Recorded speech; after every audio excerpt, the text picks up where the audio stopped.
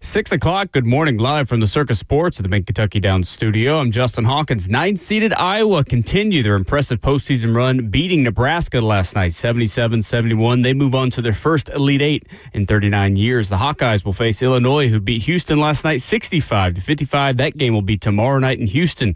Then Purdue narrowly escapes the 11th-seeded Texas, 79-77, after Trey Kaufman-Wren's putback tip shot gave the Boilermakers the lead with just 0.7 seconds remaining. Purdue will face Arizona, who rolled past Arkansas. That game will be in San Jose tomorrow night. Tonight, 4 more Sweet 16 matchups on CBS. 5-seeded St. John's will take on 1-seed Duke at 6:10, and then 3-seed Michigan State takes on 2-seed UConn at 8:45. On TBS, 4-seeded Alabama takes on 1-seeded Michigan at 6:35, and 6-seed Tennessee will take on the 2-seeded Iowa State at 9:10. You can hear Vol Network's coverage right here on 104.5 The Zone starting at 8:30. And the Nashville Predators, their win streak stops at 5 after they lost to the New Jersey Devils last night 4-2. The Preds are back at it Saturday night at Bridgestone Arena against one of the league's best, taking on the Montreal Canadiens with a 6 o'clock puck drop.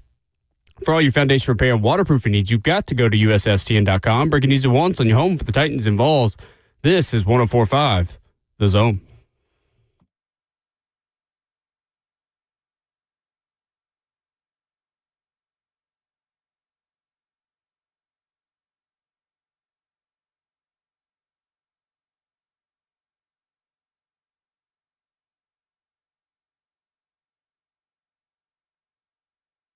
A very good Friday morning to you in Music City as Ramon and Will is out of the blocks and off and running on Friday, March 27th in beautiful Music City on 104.5 The Zone and Zone TV. Facebook Live, YouTube, Twitter, or Twitch, 615-737-1045 is the number. For the 4th straight year, the Tennessee men's basketball team plays the second weekend of the NCAA Tournament today. And Ramon, last night we got some good appetizers for Sweet 16 weekend, including the legacy of Zach Edey living on. A non-called over the back and push in the back allows Purdue to get over Texas, all while Iowa continues to dance on to the Elite Eight. Good morning. Good morning, man. I thought about that. I was becoming, at the time, the biggest hater. Like, I don't care about the game, the board game they're playing. What is it, Legions of Doom or whatever it is?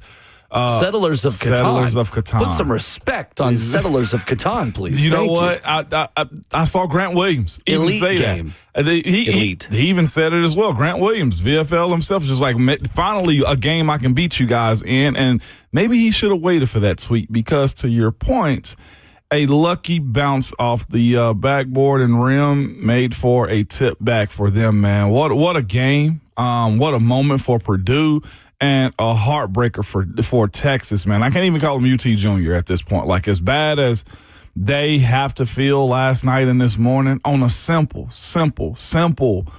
I saw Savage, a.k.a. Ron Slay, tweet this out. The tournament is all about the small details. I want to say a simple box out, but he was also getting driven under the rim by the Purdue big, like it was a like he was a semi. You know what I'm saying? Like, it was a bulldozer. It's allowed now in the tournament, but it could have been called as well. Like, he trapped him. He absolutely trapped him, man. And sometimes it's good to be lucky as well. So, shout out to Texas for making it to the Sweet 16 when nobody thought they could. Of course, they had one of the first 4 in, and to be at that point is a huge accomplishment. But Purdue, they live on. They do, and to be honest with you, on a scale of 1 to Vanderbilt, that's got to be like an 8 on the misery scale for Texas. No doubt. Not quite at Vandy's level, but one of the more heartbreaking losses in the NCAA tournament this year. And they had it won. They did? I mean, they played them well all the way throughout the entire game. Tremont Mark had a Ryan Klein kind of performance against Purdue that Ryan Klein had against Tennessee in the 2019 NCAA tournament when referees also kind of stole that one for Purdue on 3 foul shots on Carson Edwards, who kicked out his leg. And no, I'm not bitter about it. 29 points. He was 11 of 15 from the floor and 5 of 7 from 3. Just absolutely unconscious. That was the kind of effort it was going to take for Texas to get past Purdue, and they got it. They just didn't get a rebound when they had to have it. And Matas Vokatitis and his foul trouble in this game really made a big difference, too. It did. I heard at the time, too, Charles Barkley in postgame complaining about Vokatitis not being out there and how Texas's coach should have recognized that Purdue still had a big. But on the panel on CBS, they were discussing, like, no, Chuck, you can't necessarily say that. Like, they were defending the 3-ball, the perimeter. They had to take Vokatitis out. The issue just was, more than anything, Trey Kaufman-Renn? The one with the tip back, like he was still a big on the court. That was Charles Barkley's point to be made right there. But again, the coach got to play the perimeter. In today's world of being able to just shoot around the bucket, around the three-pointer, this is the game that he had to play. I didn't feel opposed to the idea that they went smaller. But legitimately looking at the game, in that moment, it's easy to call out Texas as far as not having Vokatitis out there. I didn't think there was anything wrong with it. It was the other big that was out on the court just got pushed. He got bodied. And you can't allow those type of things right there to happen, like box out and create a foul for over the back if you're really trying to, hammer down the point and not watch the ball go through. But he's a smaller big for Texas. So my thing with not putting Vokatitis out there was the fact that Kaufman-Renn's not a three-point shooter. So if you want to go size for size, you should have put your big out there. He had 4 fouls, so if he did foul, you kind of take the legs for overtime. Right. Yeah. You need to live to survive another day. That is what the tournament is all about. No doubt. And I think Texas just found the wrong matchup and got oversized in the moment. Now, you can make the argument that it was an over the back if you want to, but it was in the moment, they got definitely oversized. They did get oversized, but the thing is, the backup that was in for Vokatitis is also 6'9". We're talking about Kaufman-Renn. You got to have him in the game. Yeah, he's like a twig, though. Yeah. Nick but Cody. like, I'm 100% there with you. And my conversation is based off Charles Barkley saying this in hindsight. Like, I see the point to be made. It wasn't over the back. He shouldn't have been able to push him underneath the rim like that as well. But I also look at Texas's player, to your point. He's more undersized, and they put him out there to be more of an athlete around the perimeter. It's just that the small details and as far as him being able to box out and push back in that moment he was, in my opinion, watching the game instead of still playing in the game. Well, Nick Cody was put in a bad situation anyways because their other big, Camden Hyde, he fouled out. So both their bigs were in foul trouble. Yeah. So Texas just kind of got into an issue late in the game anyways in that regard. Program's 4th loss on a winning field goal in the final 2 seconds, Texas. The most by any team in NCAA tournament history, according to ESPN research.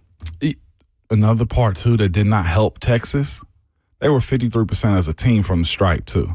Yeah, because they kept fouling Vokatitis. Yeah, I mean... We made 2 big ones late, but for most of the game, it's just... They were fouling the right people inside. Yeah. Swain also 3 for 5. There's other storylines, of course, to be played out in this matchup. It's just tough slating for how the game is officiated in the tournament. Would you guys prefer this during the season? Prefer this what? Level of physicality? I feel like I want to. Absolutely. Yeah. Okay. Let the players decide the game, not the referees. 100%. I'm for this style all the time. This, to me, like, is ball. But I get, like, how you kind of condition guys to let the play on in these moments. But, like, legitimately, I much rather prefer the tournament version of referees. I do, too. No doubt. I just want consistency. That's the biggest thing. I agree. But, I mean, this is what also what makes the tournament, in my opinion, more unique, too. You can't get away from it. There is another gear. I think it's the same way in the NFL or college football playoffs as well. Every sport. Yeah, like you up the ante in the postseason, most definitely. It is not lost on me that yesterday Iowa beat Nebraska on a long pass over the top of the defense. Something their football team has not yet mastered. 77-71, Alvaro Folgueras converted a critical 3-point play when Nebraska had 4 defenders on the floor. Unbelievable. I'll be honest. I was at a local establishment watching this game without sound. Yeah. Had no idea there were only 4 players on the floor until it's one of those things you like see it back on Twitter. You're like, what? What do you mean there are only 4 players on the floor? Iowa's second half rally fueled by Nebraska going 9 of 32 in the second half, with 24 of those shots being threes. They made just 6 of 24 from three. I guess so. They took 8 twos in the second half. Yeah, Nebraska just weren't able to hit them. Fourth seed Nebraska had a 10-point lead. Iowa comes back, wins the rubber match, and goes to their first Elite Eight since 1987, I believe is what I saw.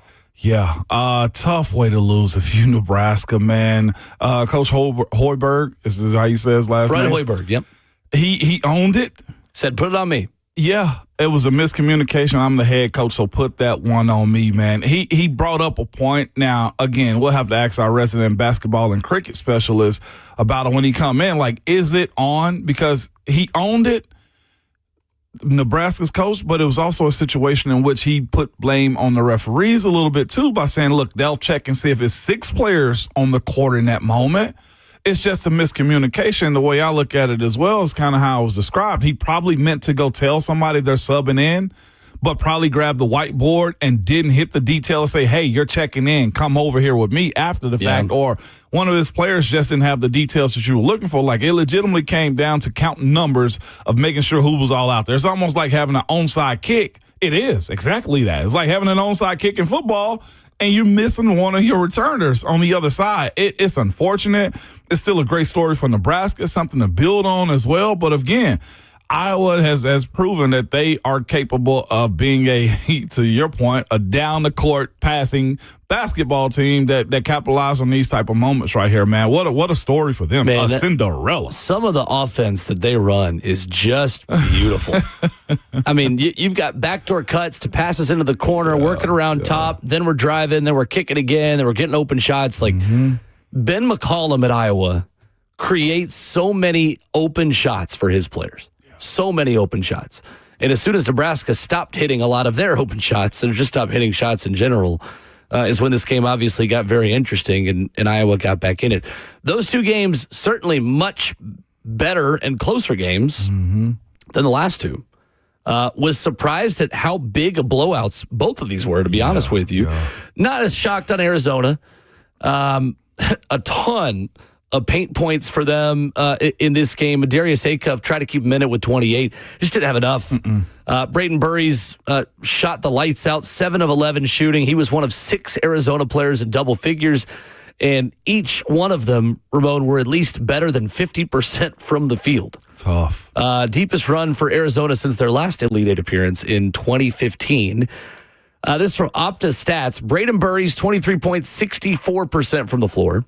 Koa Pete had 21 points, 73% from the floor. And Ivan Karchenkov had 15 points on 67% from the floor. It is the first time ever that any team had 3 freshmen score at least 15 points on 60% shooting ever in an NCAA tournament game. Yeah. Ever. Unbelievable. They look like it. You want to talk about efficiency. They couldn't miss around the bucket. It was fun to see. They played with attitude, the physicality that we thought they were going to play with. They overmatched it at times, I feel like, against Arkansas as well. And they also, of course, shout out to Toby Walker, their tone setter. Before the half, he gets a rebound, spin around, and absolutely bams it. Oh, that was nasty. Wasn't that nasty, that man? That was very nasty. He hung on that rim. I'd be so annoying if I could ever do that to another human. And I'm already pretty annoying. Oh, you would never hear the end of it. I remember that time I dunked on that guy? Yeah, that was awesome.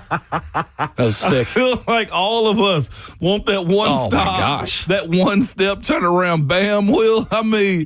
It was legitimately a tone setter, and I don't think they backed off from that moment. And Toby's coming off the bench. He's coming off the bench, which I thought was a bigger guy. Tone. Right. He set the tone. Will, they never hear the end of you? No, never. Yeah, no, absolutely not. You'd be prepared to be sick of me. That they are so deep. Arizona is. I think they're the most complete team in the country. They have been all season. I see it. They're the healthiest, probably, of the 1 seeds. I think you could say of the 1 seeds who are left. With Duke has a chance to get their guy back tonight, and LJ Kaysen being out for Michigan. I don't know. I love this Arizona team. They were my pick to win it all from the beginning. and they can just win any type of game. When they shoot like that, there is nobody in America, in my opinion, that could beat them when they play the way they did last night. Their baby hook shot. And Krivas, the big, Krivas the 7'2". is awesome. Will. Krivas is awesome. His ability to like shield with his shoulder and just eyeball the rim and just throw it in is elite, man. You mentioned the efficiency. Seeing it last night, though, it's skill, it's practice, it's reps, it's all the things that coaches preach about in the game of basketball for bigs. They're doing it. 109-88 last night for Arizona. Then, of course, the other game, Illinois-Houston. Illinois won the rebounding battle. They made shots. This is always my thing with Houston. When they make shots, when they can make contested jumpers, when they can knock them down, they're great. They are a little bit like Tennessee in the fact that it's going to be hard for them to go on a 6-game winning streak when you consider how many offensive lulls and just off nights shooting that they have. It is still the kryptonite for them, especially against a team as long and as athletic as Illinois is, and they just couldn't hit shots last night. I mean, it was rough in that first half, especially. I think they were 0 for their first 10 or 0 for their first 9, and able to battle back a little bit, but just too many missed jump shots. It was. I think that's the story. You just said it. Like they couldn't buy a bucket. Like they couldn't drive to the rim enough to keep themselves in it because, again, as soon as they got close, Illinois stretched it out again to put more pressure on them, and then you had turnovers. Like it was legitimately a situation in which they were outmatched, and they couldn't buy a bucket even if they had all the NIL in the world, man. Illinois, I didn't know they were that cold. They're offensively efficient as heck. Keaton Wagler is awesome. Ooh. So awesome. They are 6'6" point guard. Yeah, efficient. Just all the way up and down. It was a clean game by Illinois, man. Wasn't anything ugly. The ugliest part to me is, as you mentioned, Houston couldn't buy a bucket. Not even physically they could bang with them the way we thought they would have. And man, if Illinois can play defense like that, they can win the national championship because they are maybe the best offensive team in the country. Michigan would have something to say about that, and so would a healthy Duke. But my goodness, when they play defense like that, they are tough to beat. They held VCU and Houston to 55 points apiece in their past 2 games. They have now also held 5 of their last 10 opponents to fewer than 1 point per possession. Cooking. Yeah, they are. Cooking with gas. 615-737-1045 is our number as we talk a little bit of football when we come back. We've been scouting offensive linemen all week. What is Ramon's ideal pathway forward to fixing the offensive line with everything that we have learned over the past 4 shows talking about the draft options? That's next.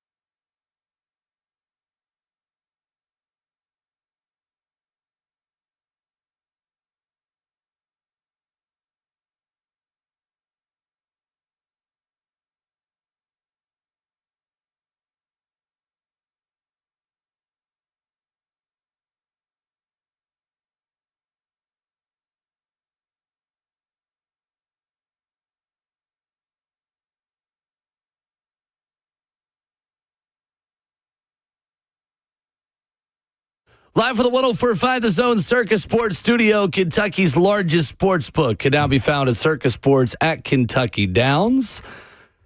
Ramon Will rolls on, 615-737-1045. Ramon, what is your perfect new look for the Tennessee Titans offensive line from left to right, including the two holes on the roster? Is there anything that has changed your opinion or added to what you think is best for the team entering 2026 that you've heard this week? I think the big three that you have already set is good to go, and that's Dan Moore at left tackle, Peter Skoronski going into his fourth and option year. Well, where the option to be picked up, Peter Skoronski. And they'll most likely pick up that option. No doubt. He's met the line, and he's good to go, and you see him gradually getting better, too. I'll skip over the middle two real quick. And then, of course, JC at right tackle. I side with Ben. Like, there's an adjustment that has to be given to what J.C. Latham's going through with this offensive line. You just want to see that translate over to his play. I'm interested to see what his offseason goals look like as far as, like, you know, if it's more conditioning, if it's getting smaller again, if it's flexibility, working on his speed or kick step or whatever the case may be, because their technique is about to change. But those three I'm comfortable with. Dan has his questions, and also J.C. as well. It's a matter of getting those dudes consistently on the same page with an offense that they know where the quarterback's going to be at and how they need to protect for him. Blatantly losing or offensively losing at the line of scrimmage is not acceptable. Those two dudes are really good athletes. Your bookends at tackles, they are. JC being a right tackle, I want to see them pour into, you know, more of what the right side stereotype is. Be a road grader. Be in a position of where when you go in power, you can. JC isn't a stay at the line of scrimmage type of guy. He can pull and get in space. I want to see if that's going to be a part of his game as well, or are they going to make this an inside power type of team? Now, moving to the inside, the guard, right guard and center position, I think is Austin Sloatman at center. Okay. Hearing Ben kind of break that down yesterday and having somebody that understands the system. Me too. Yeah, it makes sense. He persuaded me a little bit on that system knowledge being the deciding factor for Austin Sloatman to be the starting center this year. Now, it was interesting hearing Ben Jones speak about it yesterday because he broke down the types of offenses as well. Like, Ben said this offense that they will end up having is the the quarterback points out the mic, set the protections for himself. I'll say that's a lot. I wonder how much of that Cam is going to be able to ingest, but it's Cam. Okay, I will say that about him. I don't think there's anything mentally that he cannot handle at all, the way he's gone about showing his professionalism in his first year. It's a matter of keeping Cam playing quarterback behind center more than anything. It doesn't make sense. Like, he's good totally between the years. It's a matter of him being good when the plays break down, or he's supposed to go to where he should be going on said play if his skill players win. Yeah, it comes down to what other mistakes are you making because you're thinking so much. Exactly. And I want to see him bring down, which is where Austin Sloatman can help him this year as far as selling the offensive line and talking to him. The right guard position to me is unique because I think it's wise for the Titans to get into a position where they can start grooming a player or two. Mm-hmm. That player is Jackson Slater.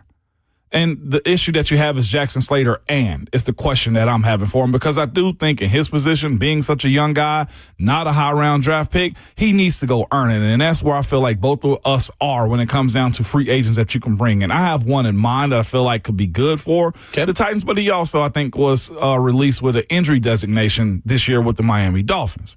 And that's Liam Eichenberg as well. He started off his career as really good, and I think he had a bad injury the year before he was supposed to get paid, and then he got, I think, injured last year. It was the Miami Dolphins, of course, and you look at the style of play that he played last year with Tua, and you say, okay, well, he knows how to deal with a mobile quarterback. They were more slide, I feel like, protection side to side, play action, and everything in between like this offense could command as well. He's fighting for a contract. He's in a position to where he's got to prove himself because the talent has been there. He's been a victim of injuries. Mm-hmm. I feel like it's the appropriate type of competition that he could have moving into Nashville to where he can reset his career or either push Jackson Slater. I'd prefer it be Jackson, but I don't think you do yourself you don't give yourself a professional courtesy if you don't make a young guy like Jackson Slater earn it. So Liam Eichenberg is kind of the same profile as Cordell Volson, to be honest with you. Someone who's coming off of a lost season, who did not play in 2025 because of injury, who is now looking for a new opportunity. I'd be curious to see how they judge him compared to Volson. Right. To your point, the last time he played was 2024, and he was solid. I thought he was going to get broke off. I thought he was going to get paid. Yeah, I mean, and he's played every offensive line position except center. He's played left guard, right tackle, and left tackle. Allowed 2 sacks in 2024, the last time that we saw him. He's played in 60 games, and he landed on the PUP list in August. Never activated, missed the entire season. 28 years old, still sitting out there, obviously, but someone who, I think is an option. I don't know if you're signing Liam Eichenberg, though, to certainly start. So to your point, you're saying Jackson Slater's your right guard and Liam Eichenberg provides you more insurance. Or, like I said, more than any, he's at that age and at that part of his career where at least his PFF, I think his last year playing was good. The way I'm basing this off of it. PFF at least. Of course.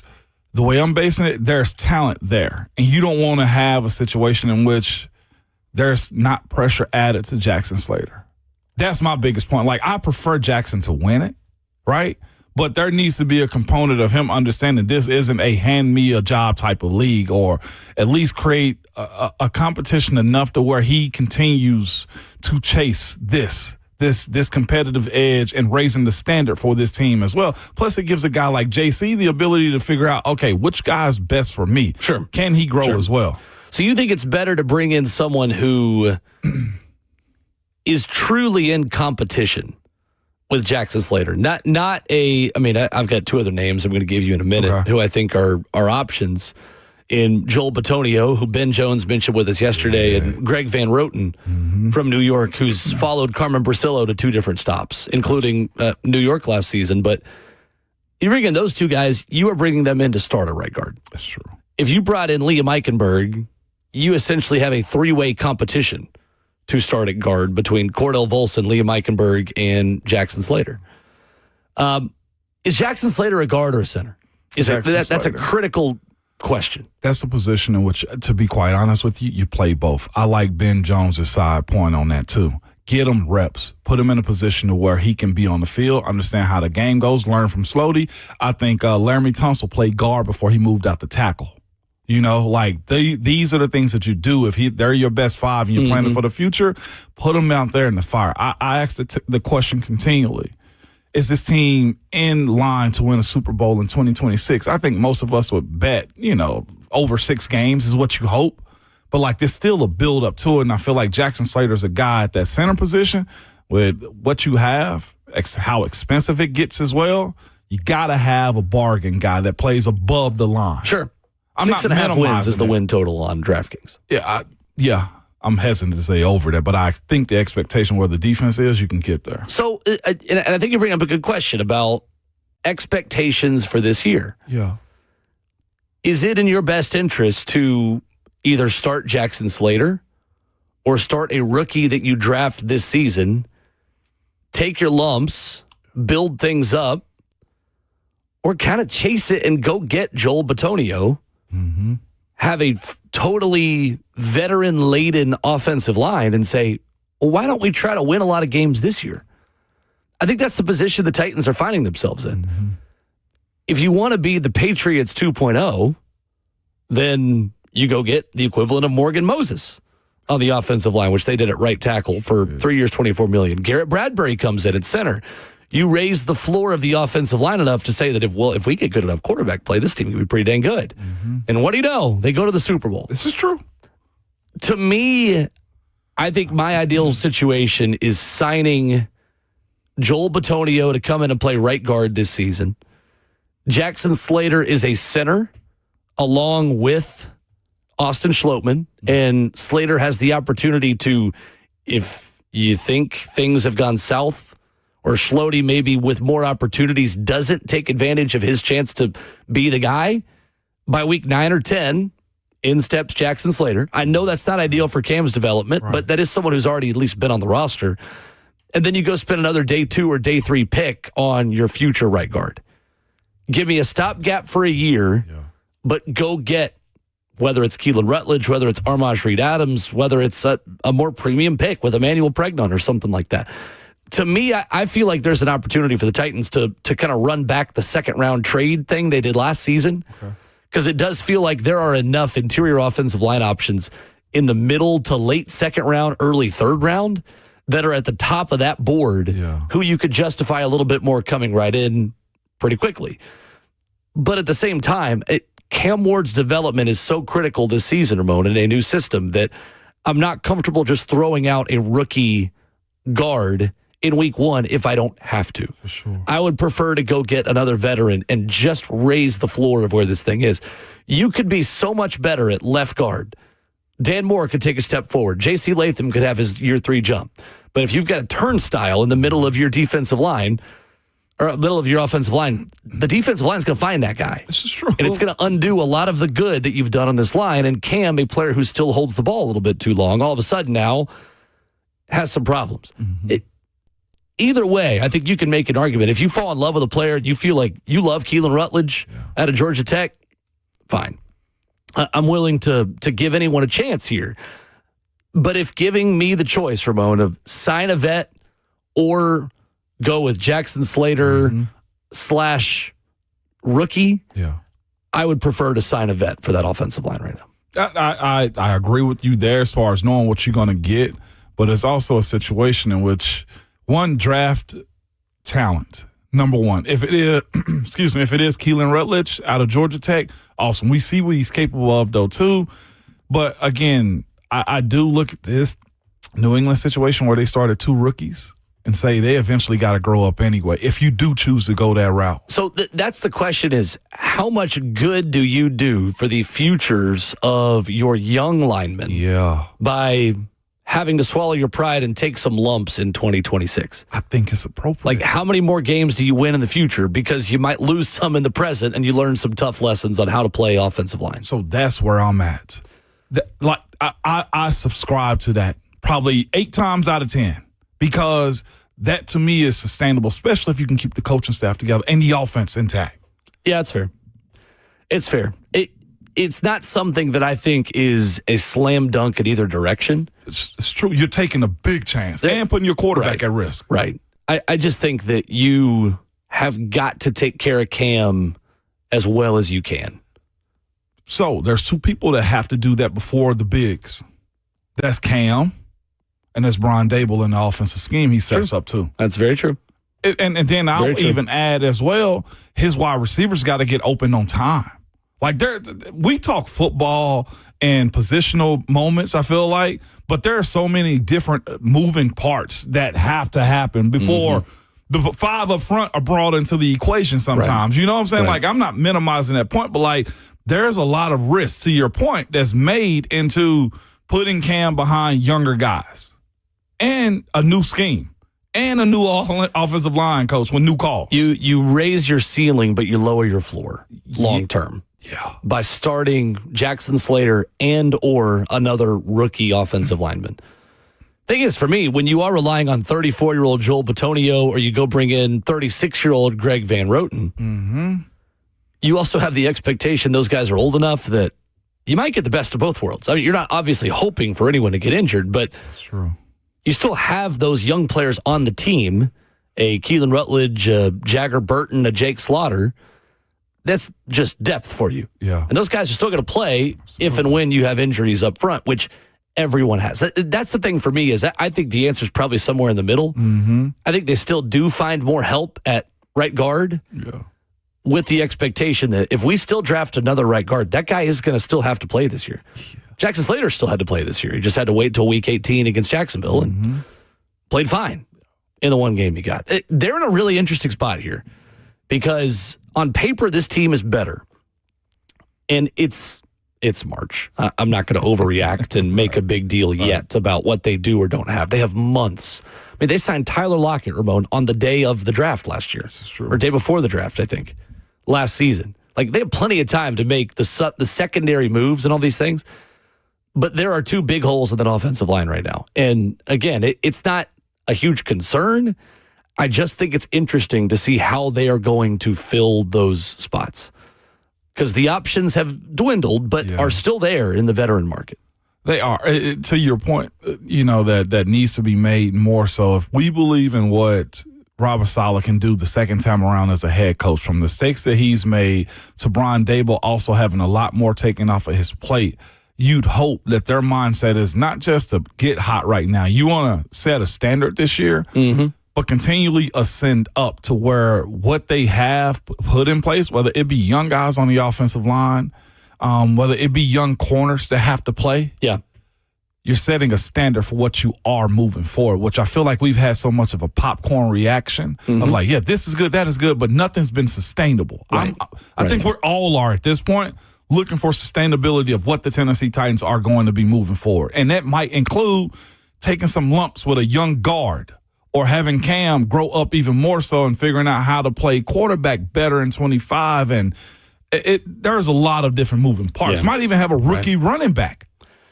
The ideal scenario for me is you get Jeremiah Love, a wide receiver, and a speed edge rusher on days 1 and 2, and you go get a future offensive lineman on day 3, maybe in the 4th round. I'd almost say a 3rd round pick at guard could probably start for this team. I totally agree. Okay.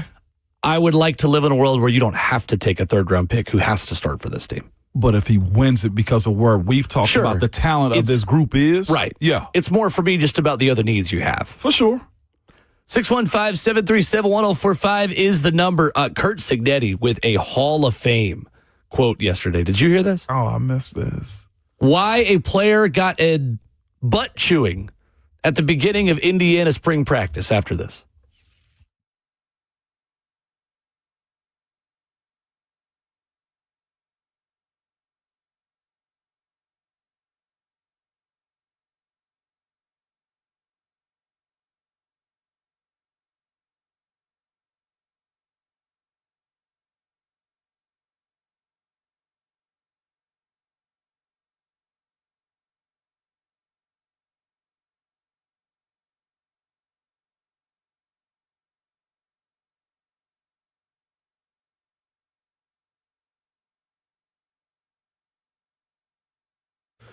Hey, it's Will Bowling. For over 50 years, Brentwood Jewelry has been proudly serving the Brentwood community with exceptional style and exceptional deals every day.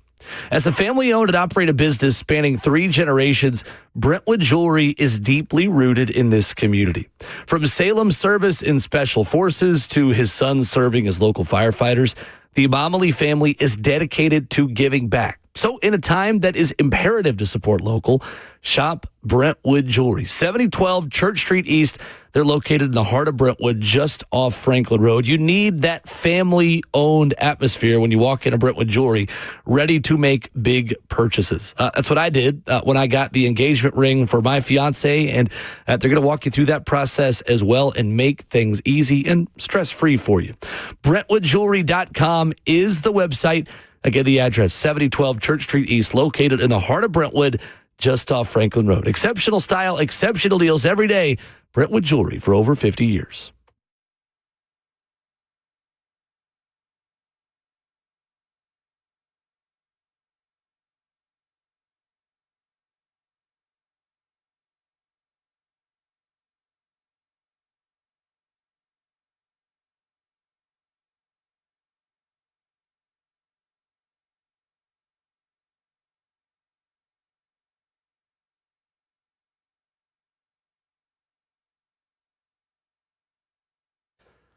What's up? It's Will Bowling. You've heard me talk about how Lee Company makes life better for homeowners, but did you know they do the same for their team?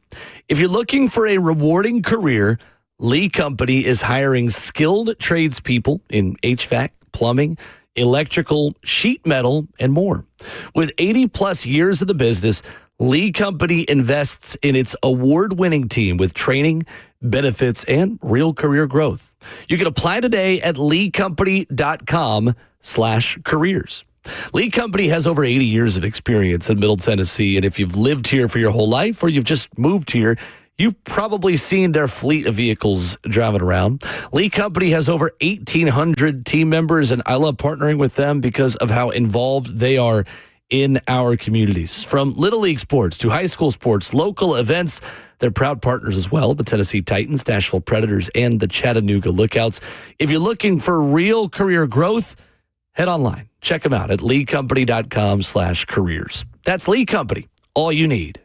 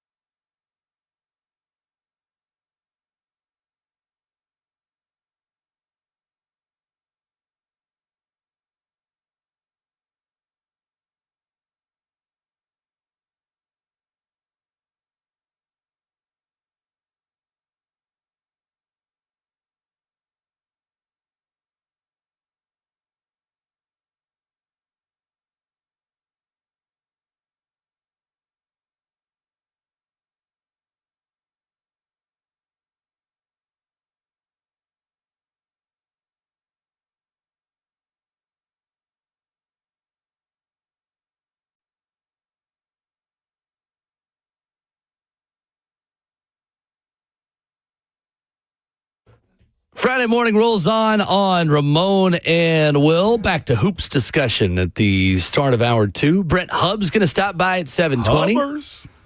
Robert Ayers at 8:20. Boo. Ron Slay at 9:20. I'm almost close to booing Savage out here. He do this cricket thing. Oh. Just, you know what I'm saying? He's leaning in. Zeph, Lil Joe, their producer, is trying to divide us, and I don't like it. I'm just like, come on, Savage. Don't let Lil Joe Call him do Little that. Joe? Yeah. You like Nice. that better? I like that a whole lot better.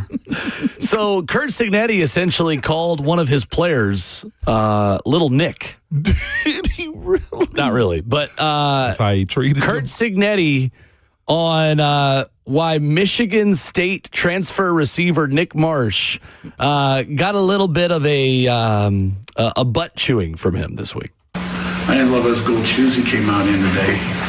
He learned what getting your ass ripped is all about. I don't know if that happened to very often Michigan State. That was before practice started. That was a wake-up call. But, no, he's really worked hard. Done a great job for us. Do not wear gold cleats to Indiana spring practice. Noted. Good to know. And he a transfer is what it sounds Transfer like? from Michigan State. Oh, you got to know what kind of coach you're going to. Yeah. I don't know if Kurt Cignetti's the kind of guy who's going to love gold cleats No. when you first get there. I'm getting Tom Coughlin type vibes where everybody wear their sock heights at the same size. Let's just go black cleats with a white logo. I'm talking about black cleats, white socks type. Absolutely. Which makes you look slower, but it also makes you look tougher. It makes you look tough as nails, man. I don't feel bad for the young man. I think we have gotten sensitive as a culture about how coaches that know what the heck they're doing coach up our kids. I don't believe in belittling anybody or demeaning them, but what I will say, there is a world in which some of that happens. Like, you grow. This is how we do things. We have rules. You hadn't earned the ability to put on gold cleats out here on the first day in practice. You come from a program that's been okay. You're a Big Ten school, but we just won the national championship, and this is how we do it. And you didn't. Yeah. Because you weren't there for it. So, and you're right. Yeah. Right. And I don't even think even people that Getting your ass ripped is all about. I don't even think people who were there would be able to wear gold cleats to practice. Not even the national championship winners. No. I'm with Knock. Like, gold is Notre Dame colors. Like, I know that makes no sense, but like, there's no reason for you to be wearing gold out here. No. Sir. Yeah, there's no reason whatsoever. I don't know. I don't care how much we paid you. I'm glad he's this type of coach. You know, I'm old school with this. He really is the closest thing to Saban that we have. In terms of attitude and the way that he acts, the way that he carries himself, the way that he runs his program. Yeah. Very funny. Very funny. I do think that in today's portal era, too, like, set the tone. Mm-hmm. These guys getting paid. They feel coveted. They feel wanted. They feel pursued. Then you got to humble them. Humble them real quick. Humble them. That way you don't be Florida State under Mike Norvell. Who's the player? You got his name off top. We don't have his name. Either way.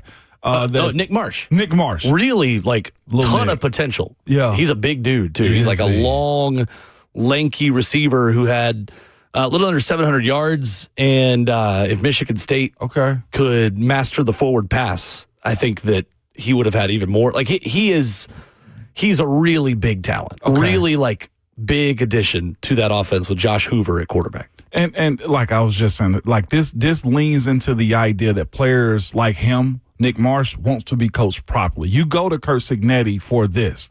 Winning has to back that up as well, but like it has. I can admit, like, my last year, UT wasn't the greatest, but like, I know this, as hard as Coach Foreman was on us, a lot of what I had learned at the University of Tennessee did carry over to the NFL. Knowing how to be a pro, knowing how to have bad days. What would have happened if a first-year receiver on the first day of spring showed up to Tennessee practice in 2007 wearing gold cleats? In 2007? Yeah. With Coach Cutcliffe being there? Oh, heck no. We running probably. For being, everyone? Yeah. Oh. For you being separate. Or go back inside. Or we'll handle this after practice. You see, fellas? You see what we have here? We have an individual. Don't that sound like a coach? You see what we have here, fellas? It sounds like cut, too. We have an individual. This is not the team we're building. Like, it does cut away when you have a good program at the coaches have to bend the knee to what the players got on. I'm all for it, because looking at what Will Wade just did as far as leaving his school, okay, like, coaches, players have to have a say-so. But when you go into certain ones, no, that don't fly. It is funny how, to your point, white socks, black cleats, you look so slow. You do. You I don't look know slow. what it is. Like, white cleats are fast, black cleats are slow. Yeah. But black cleats are lunch pail kind of color cleats. Like you're going to get hit in the mouth. You got black cleats on. Here we go. Black cleats, black socks. Oh, you cool. Yeah, no, for sure. Yeah. For sure. Now you look fast again. You look fast and tough. And meaner, yeah. That's right. White socks, white cleats, you're just trying to show off everybody. You're just trying to show You them. fast, You and go I to know Oregon in the mid-2010s. You know how you really know at that point, too? Spat them up. Yeah, that's right. Boy, you're right. Oh, they're Nike Elite socks? Oh, heck. All right. You're just running TikTok routes. Yeah. You're not actually running wide. You're not going to block on a run game. What are you talking about? Described every TikTok routes. personality. I know. By the way, speaking of TikTok routes, can I be on the front end of the Lane hate train? Lane Kiffin? Yeah. We're going to hear some audio from him in hour 2 of him saying to manage expectations to LSU fans. There's another coach I love, too, Fran Brown at Syracuse. Yeah. He pretty much let the rapper Tootsie go. Lane Kiffin just signed him. Signed a 26-year-old freshman receiver. Because he's a rapper and he wants to make probably TikToks with him. Can I be on the front end of hate? Can I drop? You've been on the front end of Lane Kiffin hate. I have. I just want to make that announcement again. Now would be being on the back end. 'Cause now it's popular. It's cool again to hate Lane Kiffin. Before he goes to Neyland. You were doing it before it was cool. That's all I'm saying. Yeah, that's right. Why are we signing rappers, man, at 26 years old? 615-737-1045. Night 1 of Sweet 16 reaction coming up for you. Was it a foul on Purdue to win last night over Texas? We'll talk about it next.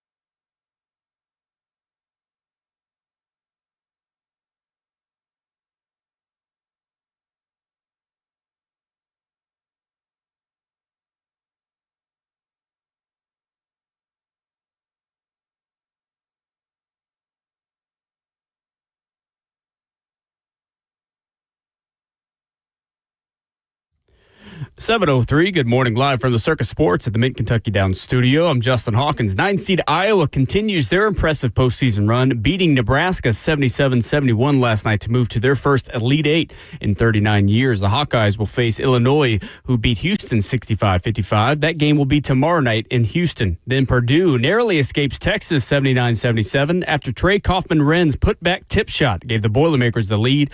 With 0.7 seconds remaining on the clock, Purdue moves on to face Arizona, who rolled past Arkansas 109-88. That game is in San Jose tomorrow night. Tonight, 4 more Sweet 16 matchups on your TV. On CBS, 5-seed St. John's takes on 1-seed Duke at 6:10. Then 3-seed Michigan State will take on 2-seed UConn at 8:45. On TBS, 4-seeded Alabama will take on 1-seed Michigan at 6:35. And then the Tennessee Vols with the 6th seed will face 2-seeded Iowa State at 9:10. Vol Network's coverage right here on 104.5 The Zone. Get you started at 8:30. Then the Nashville Predators last night, their win streak, it stops at 5 after they lost to the New Jersey Devils 4-2. The Preds back at it Saturday night at Bridgestone Arena with a 6 o'clock puck drop as they face one of the league's best, taking on the Montreal Canadiens. For all your foundation repair and waterproofing needs, you got to go to USSTN.com. Breaking news at once on your home for the Titans and Vols. This is 104.5 The Zone.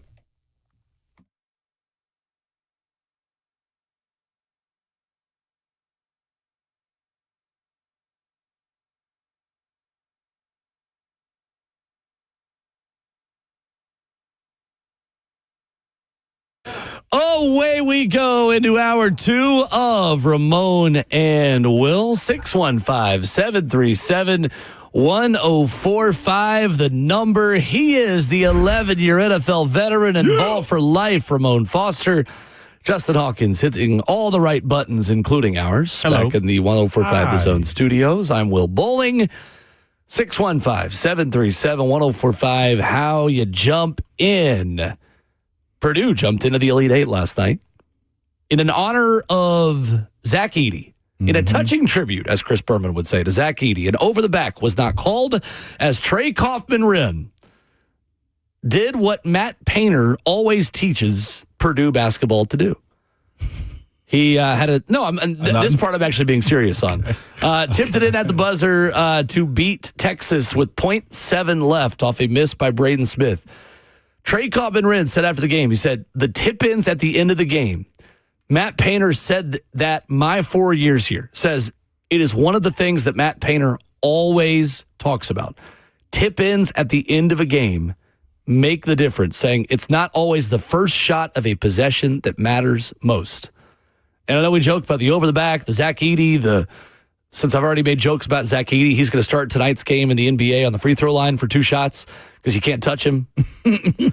That being said, that was a vintage Purdue play last night and an epic one, too, to beat Texas. Yeah, it was. They're a never-die team. I think when you look at them in the last, about 5 or so years, especially since the Zach Edey era, you understand that they're going to have bigs that play well around the rim, and they do the small little things. Like, we can complain and try to compare how that last play of the game was called or not called, but that's what Purdue does. They know what's allowed in these moments. That's what you get when you get a coach that understands how to coach his team and push them to that point to where you get these plays. The shot was awesome, I thought, by the guard going in for it. I don't know how, Texas could have, Texas could have defended it even better, but it was a great shot off the glass. He missed it. And then the opportunity of their big, Purdue's big being able to push him underneath the rim. Trey Kaufman-Wren being able to push him on the rim. That's what you get with an experienced coach, with an experienced team. I just simply tip my hat to what Texas was capable of. Nobody had them, as far as I was concerned, going deep into the tournament. And with that being said, Purdue lives on. I honestly have no pushback. The refs have been calling it this way the entire time. Especially in the last 30 seconds. You let it play. Only thing that could have helped, I guess, Texas out was if their big would have boxed out and absolutely forced Trey Kaufman-Wren over his back. Yeah. Other than that, I've even heard our guy here, Ron Slay, mention that he wants the United States game to go to the European game where tips don't even come off the rim. If you can tip it back in, that's the game that you play. There's right a there. cylinder rule where if the ball is still on the rim, you can just dunk it back in. No goaltending. No goaltending. Yeah, valiant effort by Texas. I don't know what more you can say about them other than they caught the bad end of a team that was lucky, I guess, to get to that point. Do you want refs to call a game the way they called it the previous 39 minutes in the final 60 seconds? I think the rest of the game, that's a foul. The question is, how much do you want or care about referees swallowing their whistles inside 10 seconds of the final shot of the game? I think as far as history goes, it's a phenomenal moment. As far as being able to call it then, most coaches will probably blame themselves or blame what they didn't teach their team. I'm not opposed to that last shot not being a call. I'm not even a little bit. Like, I get it. If I'm Texas and I'm waking up to it, if this happened to UT, I'm complaining. I'm at the top of the mountain screaming. But good thing it didn't happen to UT. It happened to Texas. It happened to UT Junior. Happened to Tex. I didn't understand what the discrepancy was right there. I figured, like, we knew that they were Tex. No, but my point was, if this happened to the Vols, I'd be livid.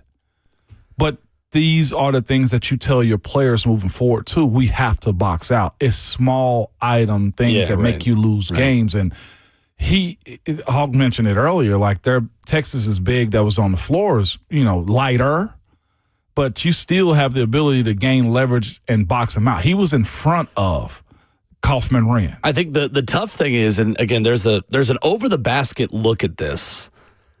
He's kind of hooking and holding and pushing and going over the back. Like, I think in this case, it's something. Are you calling it, though, as a ref? Because I feel like I'm not. On this play specifically, yes. You are. Because he's grabbing under the Texas player's arm and has he's not quite hooking and holding, but he's got his hand up under the Texas forward's arm, and then he elbows him in the lower back to kind of get positioning. To me, it's less over the back, and it's more about the push in the back to be able to go straight up and tip it in. Like, I saw arms extended. Yeah, I mean, it's maybe not full extension, but there was some extension. It's grabbing under the arm that I think is the biggest issue. Because that's something they want to get out of the game in general. And it still happens. Like, if you don't totally hook them, you're still going to get around. Ironic, Texas. You're still going to be around, or you're still going to be able to kind of grab a little bit and jockey. And again, coming from a Tennessee fan, I get the irony. It's not lost to me that Tennessee turns basketball games into wrestling matches. So does Purdue. Like, so does Houston. So does Illinois. Like, there are a lot of teams that play this way. I would have liked to seen something called there specifically, and not just because I have Purdue basketball as a mortal enemy of mine, but who's that for me? Because there's 3 different fouls happening at once. This is not a normal swallow the whistle situation. I think that rises to the level of contact that you got to do something. Yeah. But either way, I'm going to be mad if I'm a Purdue fan or a Texas fan, no matter how that call goes. So it's kind of one of those plays that there's no way to appease everyone in that moment. No, it's not. Because if you're the head crew chief on this refereeing team and your crew ends this game for Texas on free throws, is that fulfilling for your... Texas would have had free throws because it's over the back. Well, over the back. They would have gotten the ball back. They would have just gotten it back. I thought those was a shooting foul still. I thought, because they should have been in the bonus at that point as well. Right. Yeah, they had 9 fouls at the moment. So I don't know if that makes you a 1-on-1 or not. I never did understand that rule even as a player. Then it's 2 shots. Yeah, I never understood that rule even as a player. Like, okay, is it over the back of shooting or what at this moment in time? Because I feel like that's intentional at this moment. But you can't get pushed under. You cannot get pushed under the rim in that moment. That, to me, did more harm to him than actually the over the back. Hawk, is that where you were as well? I would almost rather him fight for his position back and have more like a double foul for how? How what? He got bodied. How do you fight? I mean, you've got your arms getting hooked. Like, I mean, he's a smaller player. You turn it into the wrestling match, like we were just talking about that Tennessee can do at times. You fight back for your position, let you both get a foul, then it just... they're not going to give a double foul. That would have been crazy right there. Yeah. But at least there may have been a little bit more time on the clock. Kaufman Wren's a big dude. I don't know. I mean, he was fighting back. You just can't tell because Kaufman Wren is bigger and stronger. He was outweighed by 20 pounds on that one. Nick Cody was. Yeah. Vocatitis all season for Texas. They went as his foul trouble or lack of trouble went. And again, in this game, if he's not in foul trouble, the Texas probably wins the game. But that was the story for so much of Texas's season. Like, he was so critical to their success as a team. I mean, yeah, you're right. Trey Kaufman got 20 pounds on him and an inch. My thing is just if Vokatitis has one foul to give, he can still be in the game. I don't No, care I agree. I don't care I if agree. you're defending the 3-point line. I agree. The big on the floor for Purdue does not shoot the 3-pointers. Yeah. So then go pound for pound.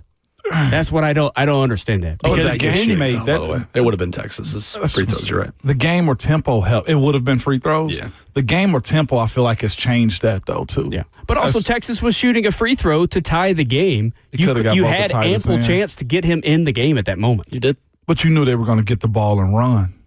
Like, you. But he still would have made it back in time. Yeah, and he could have defended the rim a whole lot better, sent it to overtime. I don't think there's any excuse. You have to have Vokatitis on the floor in that spot. Dang. So you blame the coach. Sean Miller, who has famously been right on the doorstep of, again, he is the coach with the most Sweet 16 appearances that's not made a Final Four in college basketball. Yes, that's tough for UT Junior. There would have been a world where the storylines would have been incredible. Could you imagine Sean Miller against Arizona for the spot in Sean Miller's first Final Four and Arizona's first and forever? Oh, my God. Would have been amazing. Yeah. Purdue robbed us of that.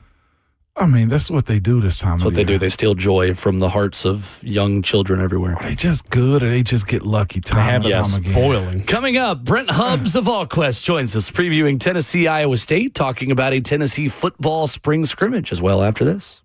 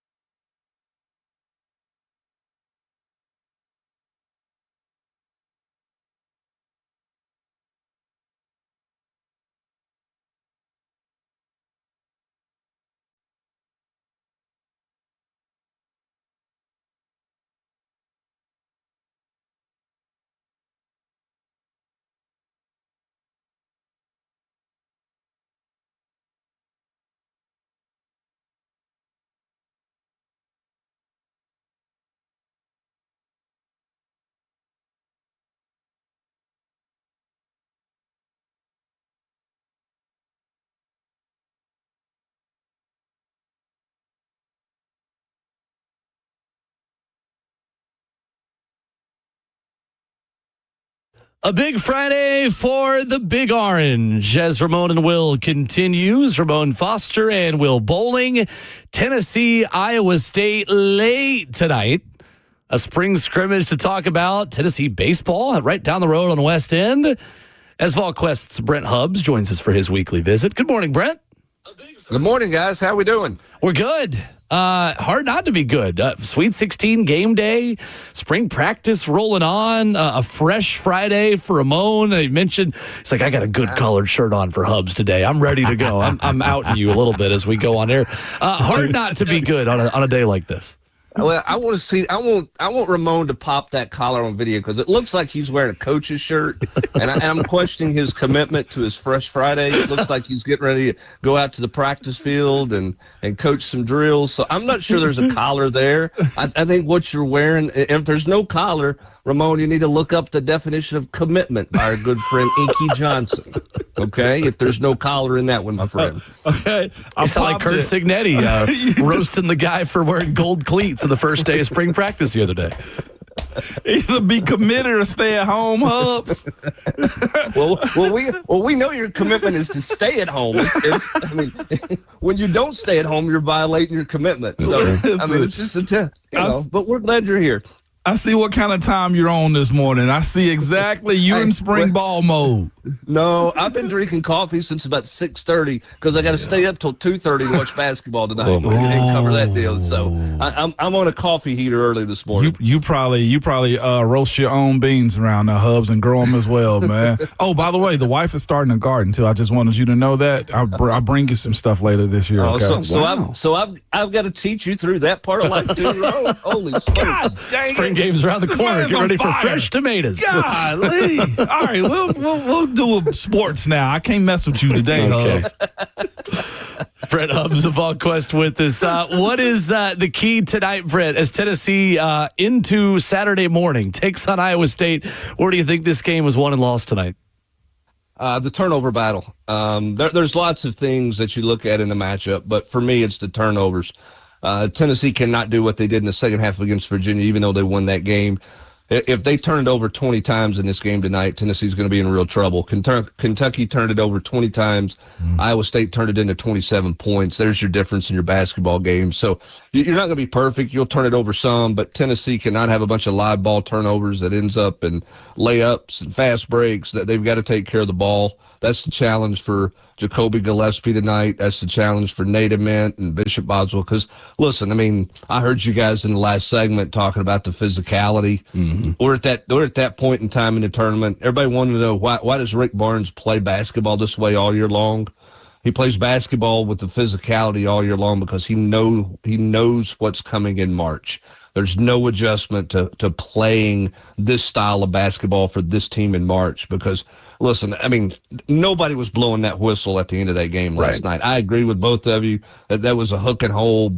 Purdue seems to get away with a lot of things, but there was no official that was going to put their stamp on the outcome of that game by blowing a whistle after 39 minutes of just literally beating the ever-loving crap out of each other the way they did last night. And that's the way most of these games are as you progress in the tournament. Yeah, no doubt about it. How do you think Joshua Jefferson's status for Iowa State impacts this game tonight, Brent? With the different things he can do, he is part of what makes them one of the best steal percentage teams in college basketball. How does he impact this game on both ends of the floor? That's a great debate because part of you like, do you want him to try to play and see what he looks like at 70% or 75%? And we saw Texas have a hard time. Some guys have a hard time late in that game keeping the ball in front of them because of various injuries they were dealing with. Or do you want him on the bench and there's no chance of him having production? That was an Iowa State team that played very well without him against Kentucky. Most people thought they'd struggle and they didn't. So, his impact, I think if he plays, unless he pulls a Willis Reed or something, I think his impact would be negated to a degree because of the injury. But I think Iowa State's, proved last Sunday, they're pretty comfortable playing without him, which surprised me. But Tennessee's just going to have to defend really well tonight. They are. These two teams mirror each other so much that it's kind of a crazy matchup because when Tennessee's playing at their best, they're a high assist team. Same for Iowa State. You look at the games Iowa State has lost, they've not shared the basketball very well. You look at the games that Iowa State's won, they've forced turnovers, they've been good defensively, share the ball. Same for Tennessee. Games Tennessee's lost, what have they done? They've gotten into one-on-one games. They haven't stopped the ball defensively going to the rim, and they've turned it over too much. They really are very similar when you look at them in terms of how they want to play basketball. No doubt. We're joined by Brent Hubbs, the Vol question on 3 this morning. Hubbs, as far as the front court goes, man, as far as keeping Akpara out of foul trouble, Strella out of foul trouble, Jalen Carey efficient if he's in and at the free throw line, how does Rick Barnes attack them to keep them physical but also out of foul trouble, man? Because if that happens, it's going to be a long day as far as the Vols being able to get those second chance rebounds in this game. Well, I mean, what you can't do is you can't have those big men getting fouls 30 feet from the basket.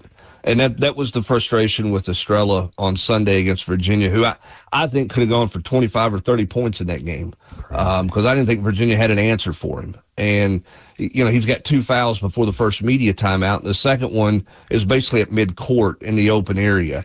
It's going to be battle ball in the post. I don't think they're going to have a tight whistle to start this game. But if you're those big men, you've got to figure out how they're going to call this game early. Don't get a dumb one. Just don't get one that sends you to the bench where your coach does not trust you. But, I mean, it's going to take all of them. They've all got to play well. But particularly Akpara and Estrella have to stay out of foul trouble. And then you've got to steal minutes along the way with Dwayne Brown. And you hope that Jalen Carey plays the way Jalen Carey played against Virginia, particularly in the first half of that game. He was huge in that game and what he did. That's what you're hoping for in this matchup tonight. I mean, this one's going to be a lot about settling in early because I think people are going to be tight. How do you react when the ball doesn't go in the basket? And, do you just get settled into the grind? Because you think this is going to be a meat grinder game, which is like for a guy like Nate Ament, okay, Nate's got to play in the first half like he played in the first 4 minutes of the second half on Sunday. Yeah. I mean, if Nate Ament's not at the free throw line 10 times tonight, Tennessee's not being efficient enough on offense. That doesn't mean he's got to make 5-6 field goals. I know he's not 100%. He's got to get to the free throw line and put pressure on Iowa State's defense. But he better be strong with the ball because I'm going to tell you, they're going to try to beat him up, and they're going to try to double out of that high ball screen and get the ball out of Jacoby Gillespie's hands. Those two things are coming like a freight train tonight at 10 o'clock. How does Tennessee counter that action early and force Iowa State to adjust to their defensive game plan, I think is a key part of this as well. That's why I wanted to go as far as like removing Gillespie because I feel like they will attack him. Where do you? I guess we know what the expectations are for Nate Ament and Bishop Boswell. How confident are you we can get that showing again out of Bishop Boswell to help, those lulls that they have as far as scoring goes? Is he in that spot, Hubbs, to continue that moving forward in this tournament? Bishop Boswell primarily. Well, I mean, I think it's hard to ask a guy to make 4 3-pointers again in this game when, I mean, he had never made more than 2 in a game until last Sunday. Wow. So is he suddenly on a heater? I don't know. I mean, but what they need, what Jacoby Gillespie's going to need, he needs Bishop Boswell. He needs Ethan Berg. He needs a couple of those guys to take some ball handling pressure off him. Let him play at the 2-guard spot and let him play without the ball in his hand in some half-court sets and help get him open. Because here's what you're hoping and you're believing and you're needing. You need Gillespie to continue to score the way he scored last weekend. Mm-hmm. I'm not saying he's going to get 30 tonight, but he's going to have to put up points. I mean, if you're sitting there at the half and he's got 4 points and Ament's not made a first-half field goal, you're probably in trouble. Mm. So how do you get Jacoby Gillespie opportunities to score? Can he do it one-on-one, play in the point position, or do you start that half-court set with the ball out of his hand and run him off screens and run him into situations where maybe they don't double to get the ball out of his hands and put the pressure on him that way? That's something that I think Ethan Berg, Nate Ament, Bishop Boswell has to do to help Jacoby Gillespie tonight with limiting turnovers and some of those things because of how they're going to try to attack him. I think how Iowa State's going to try to attack Gillespie. Brent Hubbs of VolQuest on 3, our guest this morning on Ramon and Will. Switching gears to a football spring scrimmage, Brent, and the beginning of many scrimmages, and again, a very long process, of course, as you know, as Tennessee gears up for the fall. What were the takeaways around the quarterback position, and how did Faison Brandon and George McIntyre, from what you've heard, look in this first opportunity to compete a little bit? Well, I'm writing something on those guys a little bit later today, but it's interesting. Every question Josh Heupel was asked yesterday, regardless of how specific you got about an individual quarterback, Josh Heupel included all the quarterbacks in his answer. So if you ask about George McIntyre, there was also a mention of Faison Brandon in it. If you ask about Faison Brandon, there was a mention of George McIntyre in his answer. That's going to be the norm for Josh Heupel the rest of the way here. So you're not going to get any real nuggets out of Josh Heupel in terms of did one guy play better than the other, because this thing's going into August, and that's just the way it's going to be. I think yesterday, I don't think George probably played to the level he expected. I think he's got to be better and be more efficient with the ball. I don't think the receivers overall played particularly well. I think Faison probably for a first scrimmage maybe exceeded some early thoughts and expectations. But here's what I say to all that, because somebody's going to hear that and they're going to go, "Oh, Faison Brandon's ahead. He's taking the lead." And it's like, no, that's not where this is. That's not what this is about. Remember, we did this show last August after George McIntyre's first scrimmage, and it was all the talk about how George McIntyre was deep in this race. He was legitimately in this race. After the second scrimmage, there was no race. It was Joey Aguilar had won it. Okay, so it's just one scrimmage. It's 7 days into spring. The question now is, how do these two quarterbacks respond from this first scrimmage to the second scrimmage? In a lot of ways, the competition didn't get real until yesterday. No offense to the first 6 days of spring practice, Ramon, because those are important, but the quarterback judgment comes out of scrimmages more than it does anything else on the practice field. And yesterday was the first one, and you kind of dropped the gauntlet as the baseline for where you're going with this competition.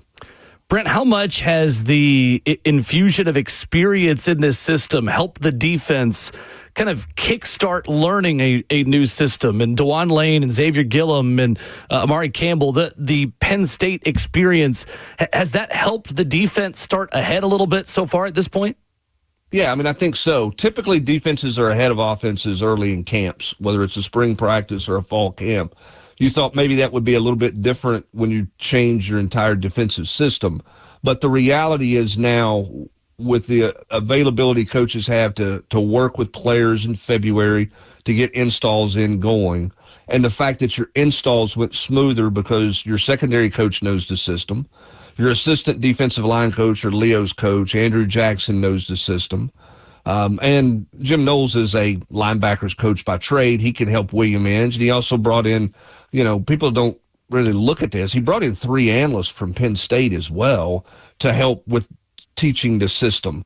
And then you have a player at each level who already knows the system, who can help teach it to other players. So all of that has sped things up. I think the other thing, too, that you realize is Jim Knowles has adapted some to how he teaches and how he installs it, how he simplifies it. These are one-word play calls now. There's some simplification to things, whereas the notion when he was hired by a lot of people was, well, that's too complicated to learn. Well, he's adjusted how he's teaching it early on so that it doesn't take 2 years to learn it. Now, is everybody going to be better in this system in year 2 than you're going to be in year 1? Absolutely. But I don't think you're going to have a situation where a bunch of people are lost in year 1 because they're overwhelmed with how complicated everything is, because Knowles has adapted to how he teaches it. Much the same way David Cutcliffe installed the offense different when he came back to Tennessee than he did when he was at Tennessee the first time. You adapt and grow as you move through your coaching career. Speaking of adapting, with David Hobbs being out, there's opportunity for a lot of guys to step up. Hobbs, who are some of those D linemen that you see need to take a step in the right direction with, one of your starters being out? Well, I mean, Nathan Robinson's got to stay healthy, and Isaiah Campbell and Ethan Utley, those guys have really got to go in there. Xavier Gillum's got to go on the interior. I think, one guy that's really intriguing to me that showed up yesterday as a strong side defensive end he flashed on more than one occasion in the scrimmage, according to everybody I talked to, is Marion Dye. I think Marion Dye is a guy who, quite frankly, Ramon could play some inside on some third down pass rush situations because he's big. You can do some different things with him. Marion Dye's got to build off of yesterday's scrimmage and continue to build in the right direction the rest of spring and become more consistent because he has all the tools in the world. I mean, all the tools in the world. Now, how does he react when Rodney Garner comes back and your coaching style changes and those things? He's got to continue to mature and grow in all of his practice habits and what he does. I think Jordan Norman, who's the transfer from Tulane, flashed some on the outside in some pass rush stuff yesterday, which is a positive. I think that's a guy that they got to tweak some technique with him, Ramon. I think just from some of the habits he has from South Alabama and Tulane in terms of maybe how he uses his hands, how he gets in a stance, some different things like that they want to slightly adjust that I think they feel like will further help him. But he showed up yesterday, which is a positive sign as well. So I think that group has done to not have their position coach in Rodney Garner. I think they've done pretty well this spring. I'll give Andrew Jackson and the defensive analyst and even old Steve Caldwell a little help, a little assistance for helping those guys. I think there's a chance Coach Garner's back on the practice field in some capacity, maybe middle of next week, and then go from there. But I think that group has gotten better as they've gotten more physical with the pads going on and those things. Hubs, two names that riding in the same boat together, rowing in the same boat together, Mark Pope and Kim Caldwell. Both in situations where they had storied basketball programs and underperformed or undercoached badly this year. Where's the status of Kim? I guess since, transfers leaving and she's had a little bit of time, I guess, to talk to administration because I know this fan base is clamoring for an answer or see what her adjustment's going to be after she owned, Hubs, a lot of what was wrong last year. No, she did. I mean, she was pretty raw and transparent in her final press conference after the loss to NC State in terms of some things that happened. She didn't want to get into how she was correcting a bunch of things other than, get players in there that will play with the effort that she demands. But, she's got to grow as a coach and a CEO. And I think if you're Danny White, that's the question you have. What's your plan to be a better CEO in terms of managing the program? I think there's been an expectation that there will be people transferring out of this program. So I don't know that anything's been a shock to this point.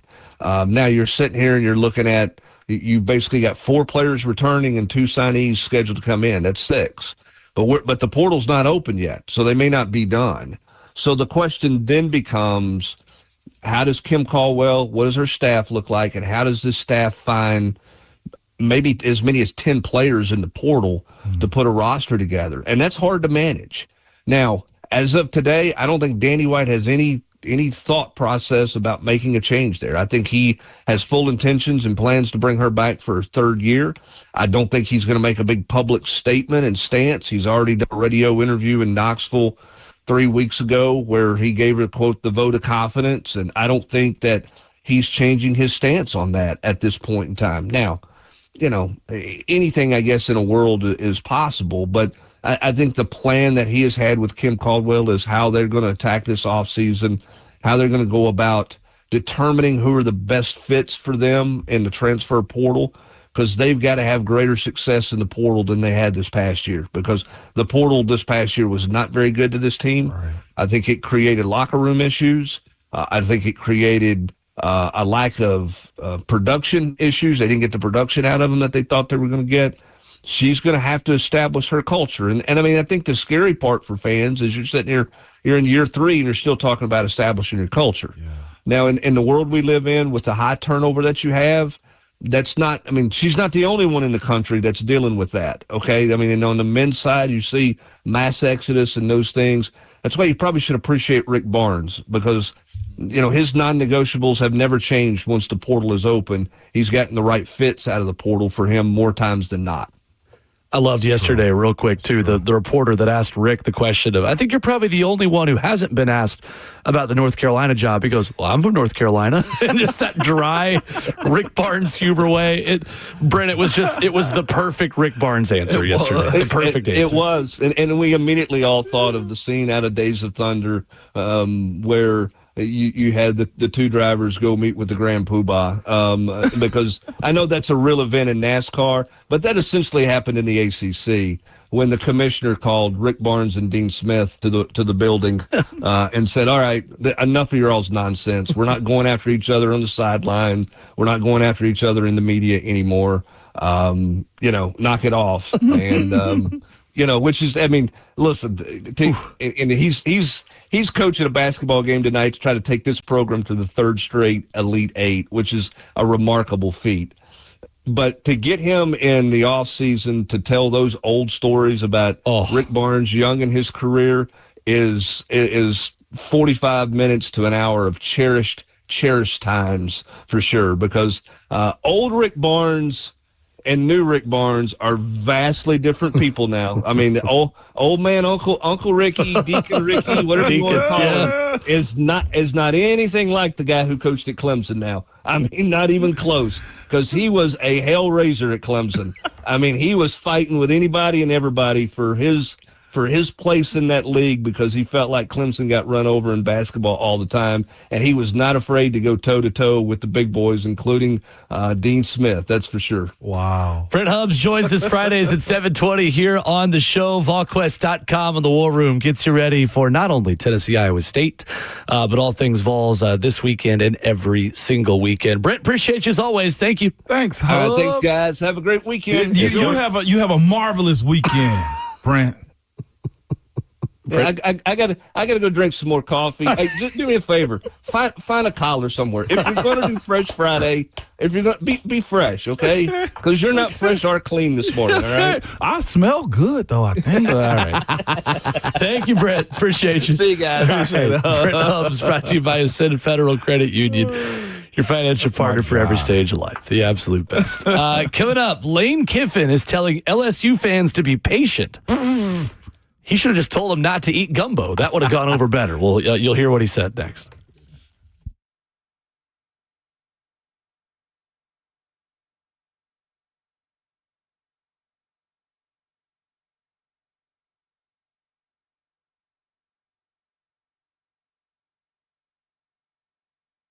Hey, it's Ramon Foster, man. And when couples walk into Genesis Diamonds, they can't believe their eyes. It's a mind-blowing display of sparkling jewelry. Literally, thousands of choices when it comes to engagement rings. All the styles she's been seeing online are right there. But the experts at Genesis make them feel at ease, y'all.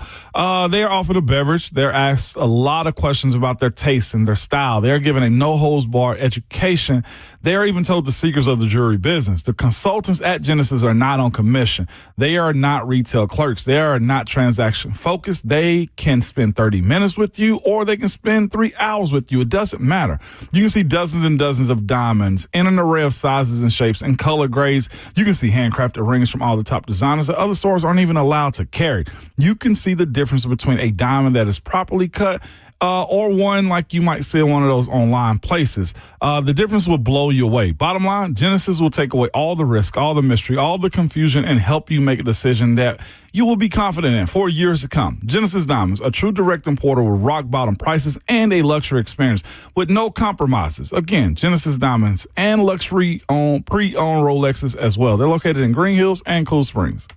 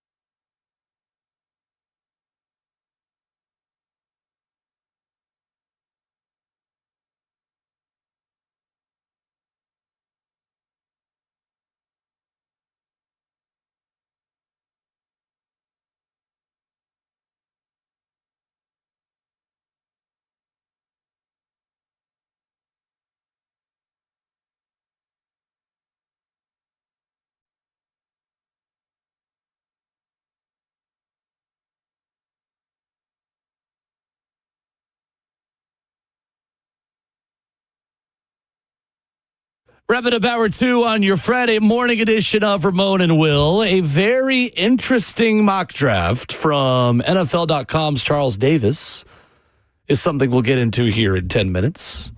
Robert Ayers is going to stop by at 8:20. He is, Ron man. Slay at 9:20 on an all-Vol Friday.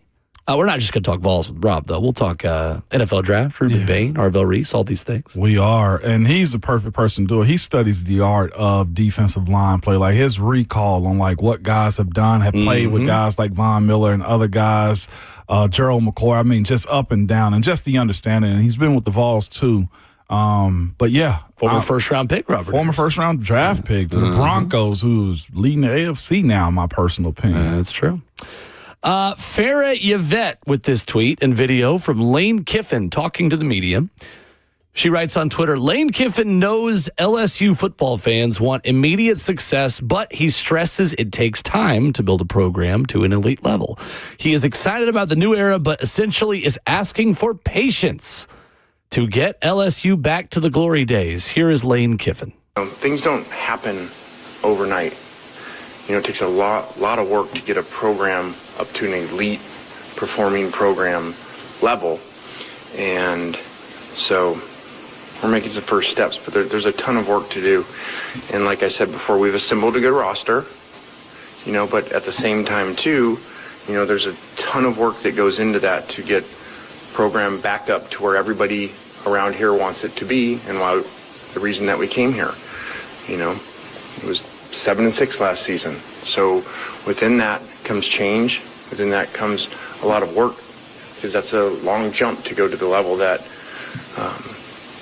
I came here to get at, and all the people around the program want to be at. So it was good. Lane Kiffin preaching patience to LSU fans. You don't get that. You had patience in Oxford. You had support in Oxford.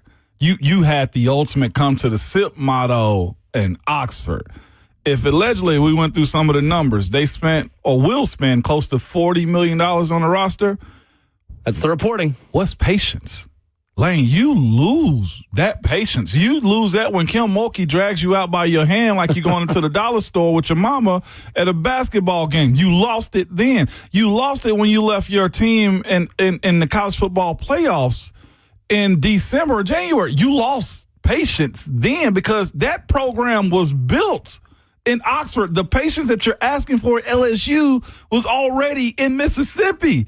You lost it last week or earlier this weekend or earlier this past week when Lil Boosie brought you out in front of a crowd of people that you probably don't hang with often at a rap concert, Lane. I'm not saying that to say that. I'm saying to say, Lane, you have zero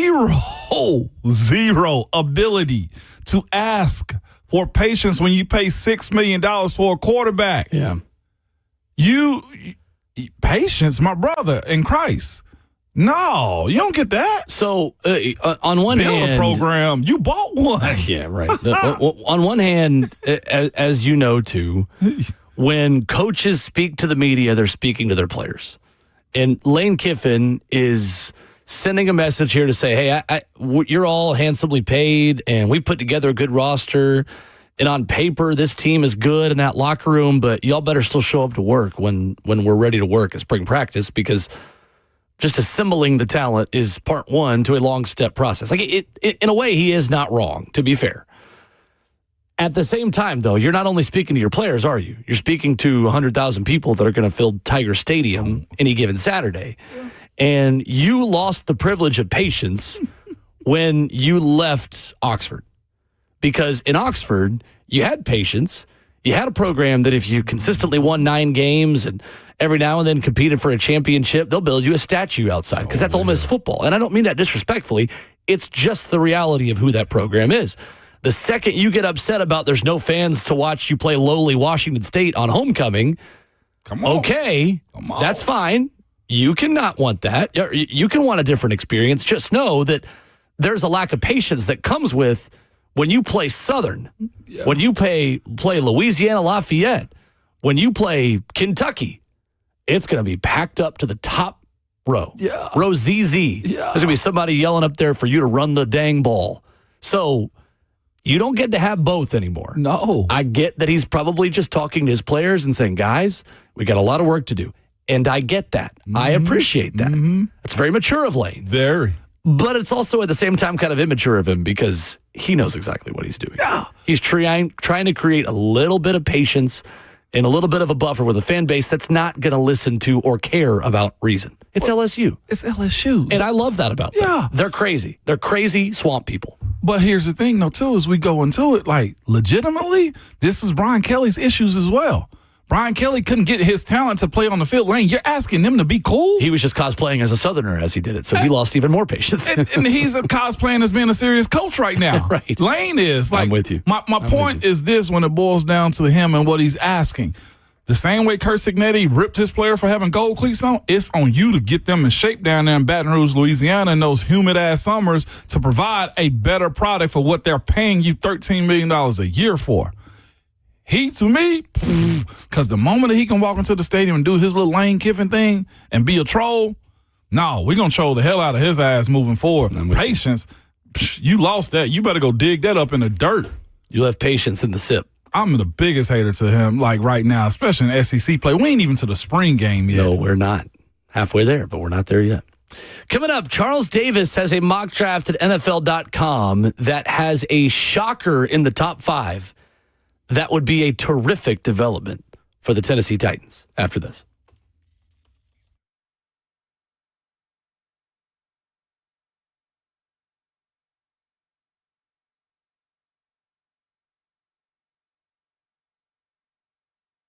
It's Ramon Foster for Two Rivers for you. I'm telling y'all right now, it is truck month, and that means 0 money down, 0% financing, and 0 payments for 90 days.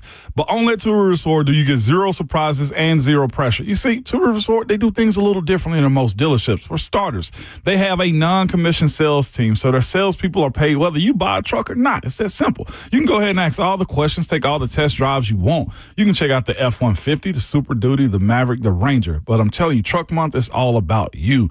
And at Two Rivers Ford, you'll find the real prices online every time.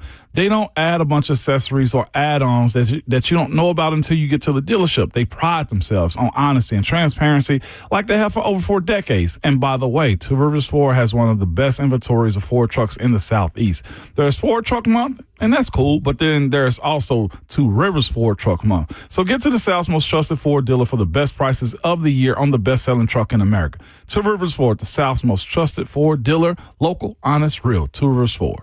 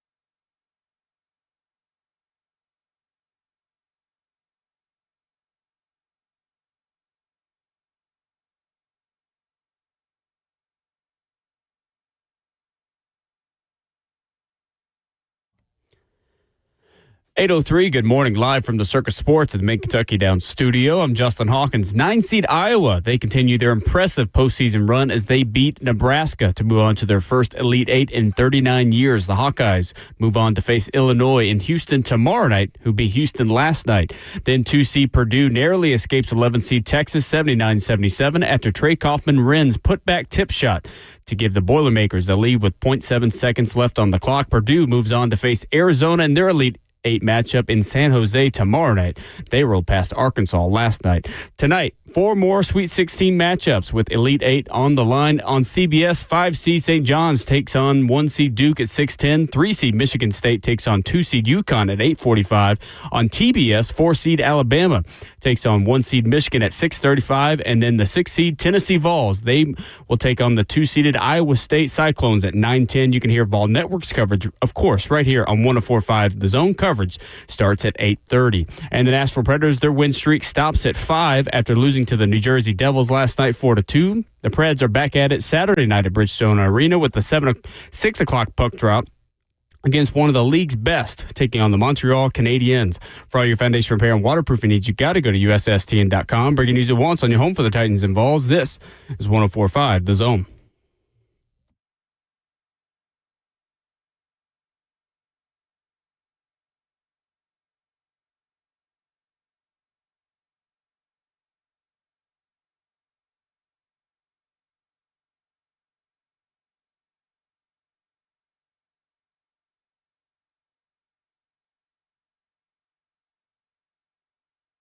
Second half of the show getting started on Ramon and Will, a Sweet 16 Friday morning. Spring practice going on, NFL draft, of course, in full swing as always. And we have a lot of your comments in the F&M Bank chat. We could have more. We could have more subscribers always. All of them. In the F&M Bank chat. The 104.5 The Zone YouTube channel quickly approaches its 20,000th subscriber. I remember when we started really kicking this thing into high gear, like 2021, around the draft. About 5 years of Zone TV, almost to 20,000. Now look at us. We cooking. Help us get there. Listen, we're trying to get to 25. That's all right. If I got to ask you more than twice, I'm begging. Okay? Like at this point, And just don't make click it beg. You'll burn a quarter of a calorie, all right? Clicking the button. That's right. Charles Davis at NFL.com has a mock draft that would be great for the Titans. Fernando Mendoza goes 1, of course. Yeah. Arvell Reese goes 2. Ty Simpson goes 3rd to the Arizona Cardinals in Charles Davis's mock draft. If this happens, you are guaranteed, in my opinion, one of the edge rushers, Jeremiah Love, and then another one of the edge rushers probably to be available to you. In this situation, Charles would have the Titans selecting David Bailey with the 4th pick. Ramon, is Ty Simpson a realistic option to go 3rd to Arizona, in your opinion? How surprised would you be to see this happen? I'd be very surprised because it's an overreach, but it's also the quarterback draft. They're in a position where they need a quarterback. They just do. Kyler was cut, but who do they have behind Kyler that you trust or that's still left in-house for the Arizona Cardinals? It also buys that franchise more time and hope when it comes down to wide receiver play. I'll put it this way. If Ty Simpson had continued on his first half of the football season at Alabama, the same as he did, doing in the second half, we having a totally different conversation. Agreed. Remember, I was strong on the idea that Ty was probably the most complete quarterback. He has athleticism. He's got the arm. He's got the mind for it. And then it just kind of fell apart. Like, I don't know if I blame him for falling apart. Of course, he has some blame to hold, but Bama offensive line wasn't consistent from week 1. It just wasn't the best. The run game wasn't there as well, and just the offense just seemed a little bit disjointed, and that's all while still making the college football playoffs. So he's capable. It's a matter of how much patience will they have and how they're going to surround him. Again, if they take the approach that Bama did by trying to surround him with a lot of talent, then you'll get something out of him. What are you asking a franchise quarterback to do? I personally am just of the conversation of, really? Under a month is when we start this campaign for Ty Simpson as a top 5 pick. Yeah. That's the only pushback that I have. I think when everybody was going at Dan Orlovsky this past week, It's like, well, where was this in January, this campaign for him? Nobody can speak of it up until now. Mm-hmm.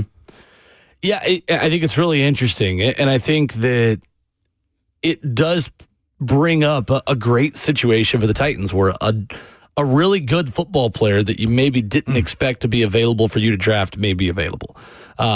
Francis Maui-Noa is a popularly mocked pick for the Cardinals as well at 3, considering the need they have on the offensive line.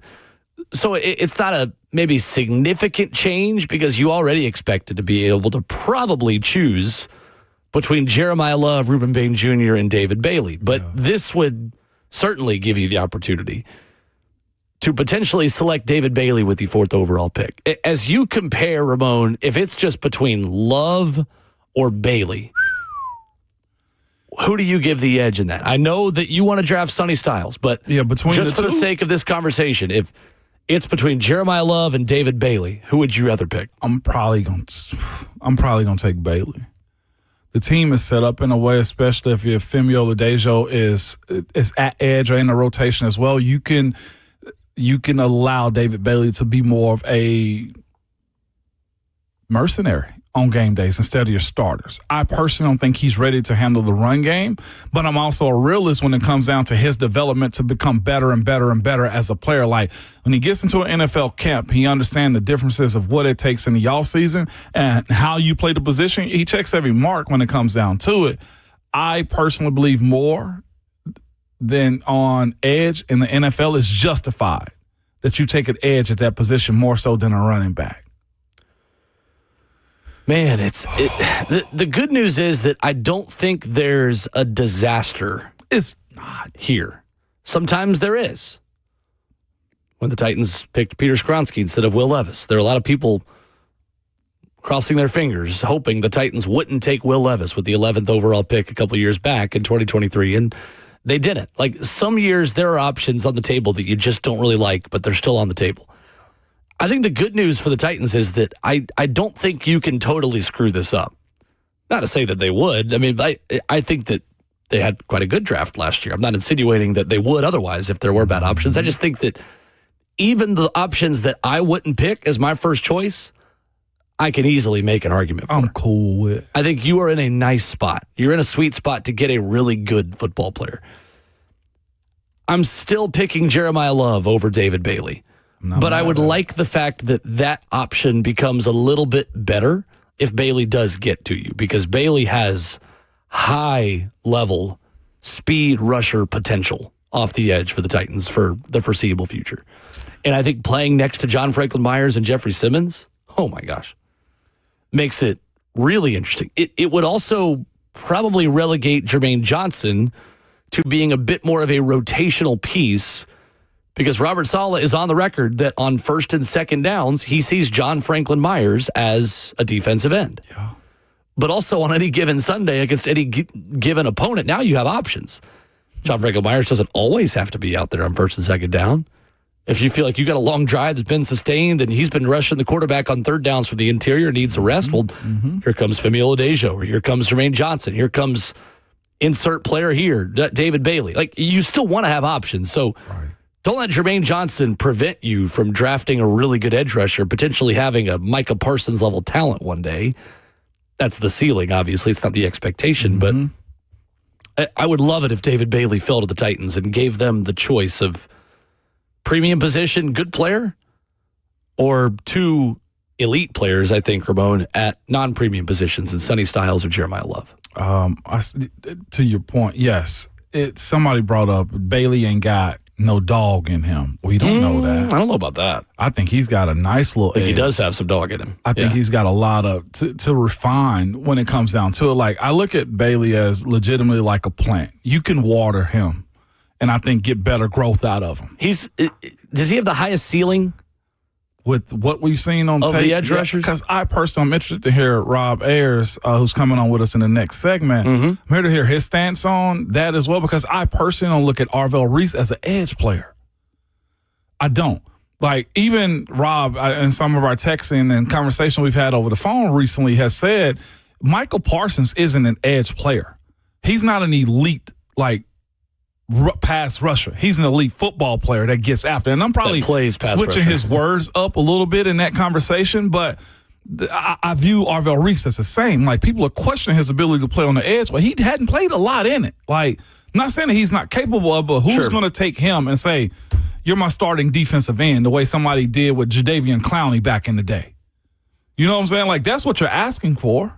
I think Bailey can be your starting DN eventually, and you can see where his floor takes you, because I do think his floor is solid enough to get after the pass rush. And we know, too, from Robert Sala's history in New York, that they want to rotate a lot of bodies more so than really virtually anyone. And he paints into it. That's where Jermaine Johnson comes in. They want line changes coming in and out. Yeah. So the fact that they've added Jermaine Johnson and they've done some things, and they added Jacob Martin from Washington, like, doesn't prevent you at all from taking David Bailey. No. It maybe lessens a little bit of your immediate need, but it does not prevent you from doing anything.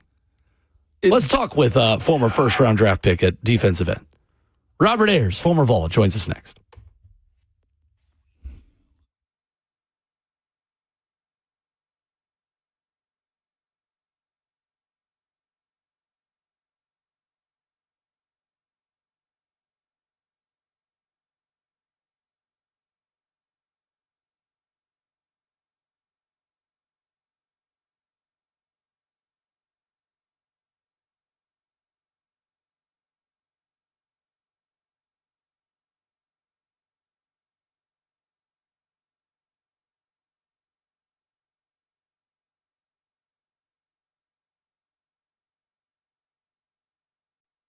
It's Ramon Foster for Medical House Calls, and that is the website, medicalhousecalls.com. They are available to you 7 days a week from 7 a.m. to 8 p.m. So, yes, you can get them before work if you have to, or after work, or before the kids go to school, or after the kids get home from school.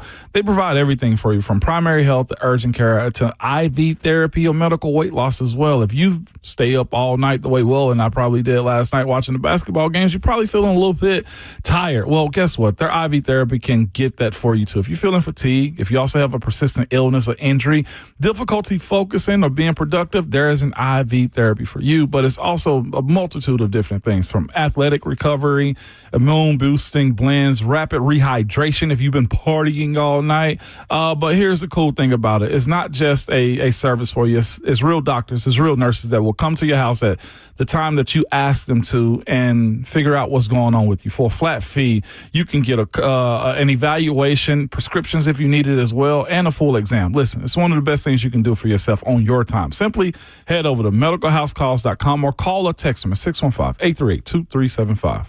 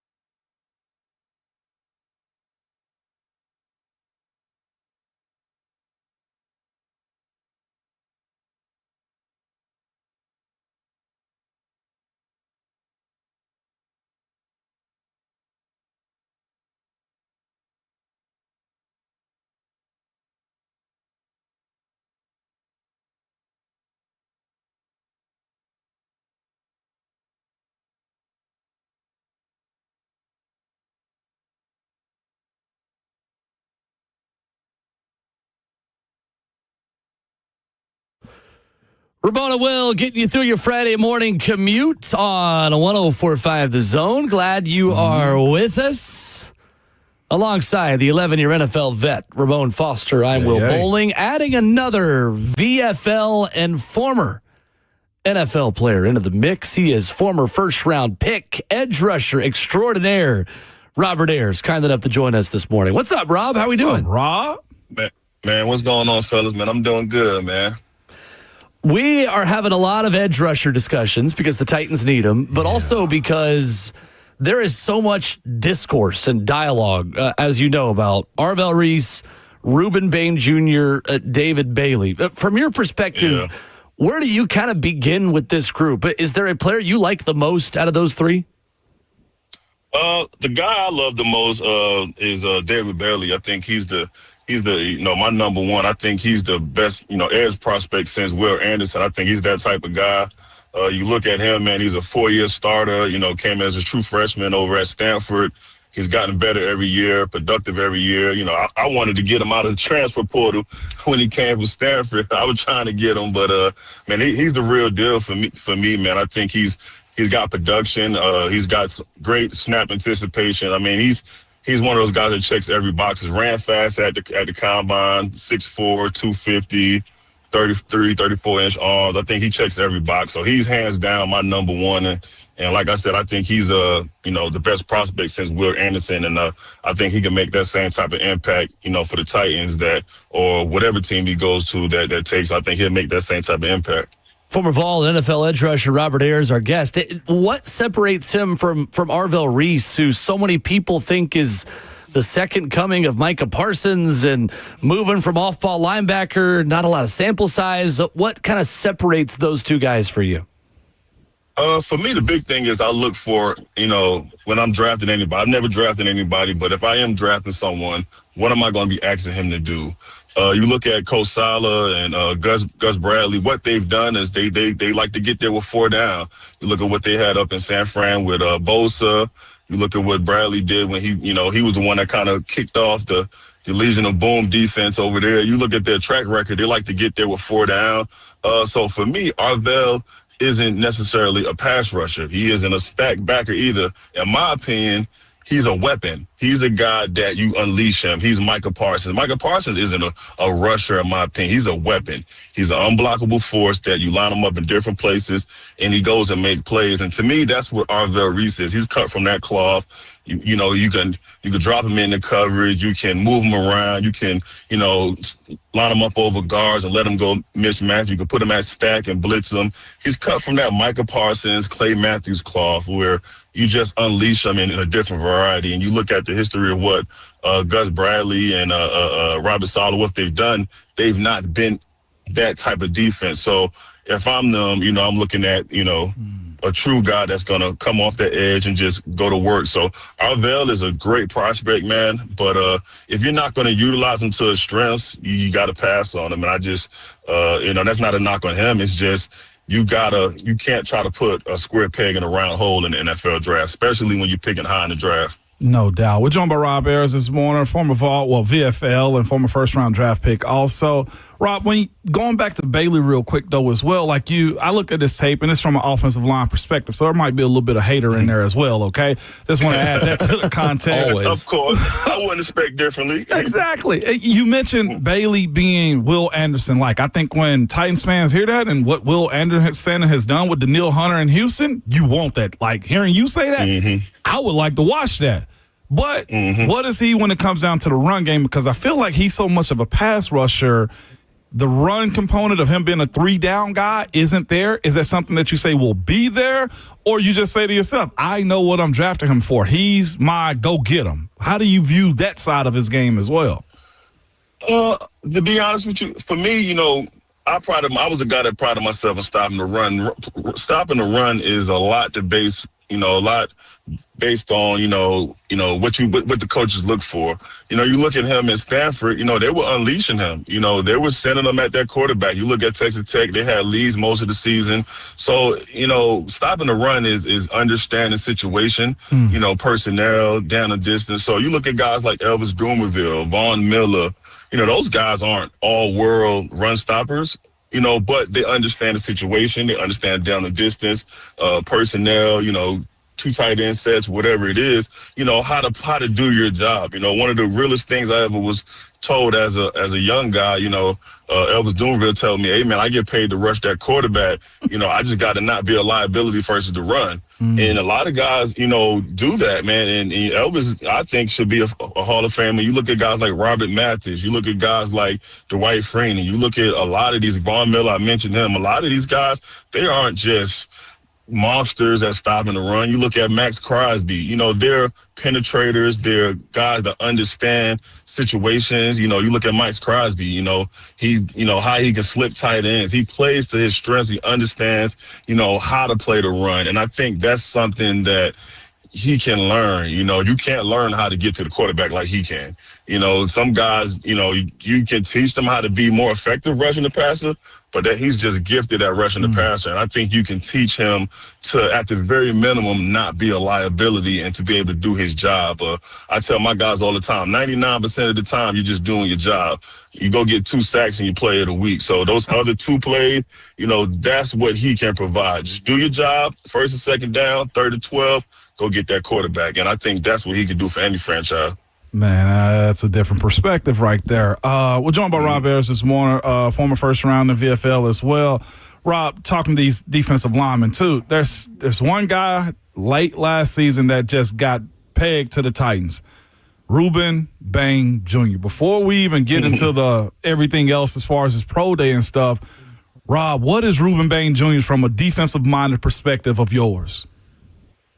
Kind of similar like what I said, man. What are you going to be asking him to do? If you're going to be a team that's, hey, man, we want you to play the 6 technique and read tight ends and read and react and stuff like that, then that's not necessarily what he does. But what he does, he's a violent player. He's fluid. He runs through people's faces. He doesn't have the length that people talk about, and that is something you kind of frown upon. But the thing I always look for, does that guy, if he's lacking something, does he have a redeeming quality?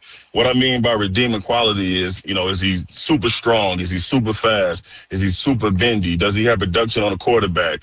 Is he powerful? Does he play with knockback? Like, he might have short arms, but if he always locking you out, it don't matter. You get a guy with 35-inch arms that can't lock you out, it's the same thing. So he checks those boxes under that redeeming quality. He's violent. He's relentless. When you're comparing the two, him and Bailey, for me, I will go with the taller guy, the longer guy. When things are even, I want to take that height, weight, speed over a guy like Ruben. But Ruben is the real deal. You just got to know where you put him. I look at a guy like Ruben would be a perfect match for a team like the Browns, man. You look at what they do, those 9 techniques where they're hunting, they're flying off the ball, similar to what Jason Taylor had guys doing down in Miami. So he's a guy that you got to make sure he matches your scheme. You can't just draft a great player because they're great and be like, hey, do something you never done before. He's great at what he does. And if you're a smart team, like, you play for a smart franchise up in Pittsburgh, man, they drafted guys that fit them. New England drafted guys that fit them, and you guys had a lot of success. So for a guy like Ruben, he fits certain people, and I think he'll have a great career if he goes to the right place. They have him 2-gapping tight ends and doing all that nonsense, then you wasted a pick. But man, he's a hell of a player, man. He can really go. He would probably be my second edge above Reese because he's more of a true edge. So you brought up Jason Taylor real quick, and a lot is to be made of who they're being coached by as well. Hall of Famer Jason Taylor.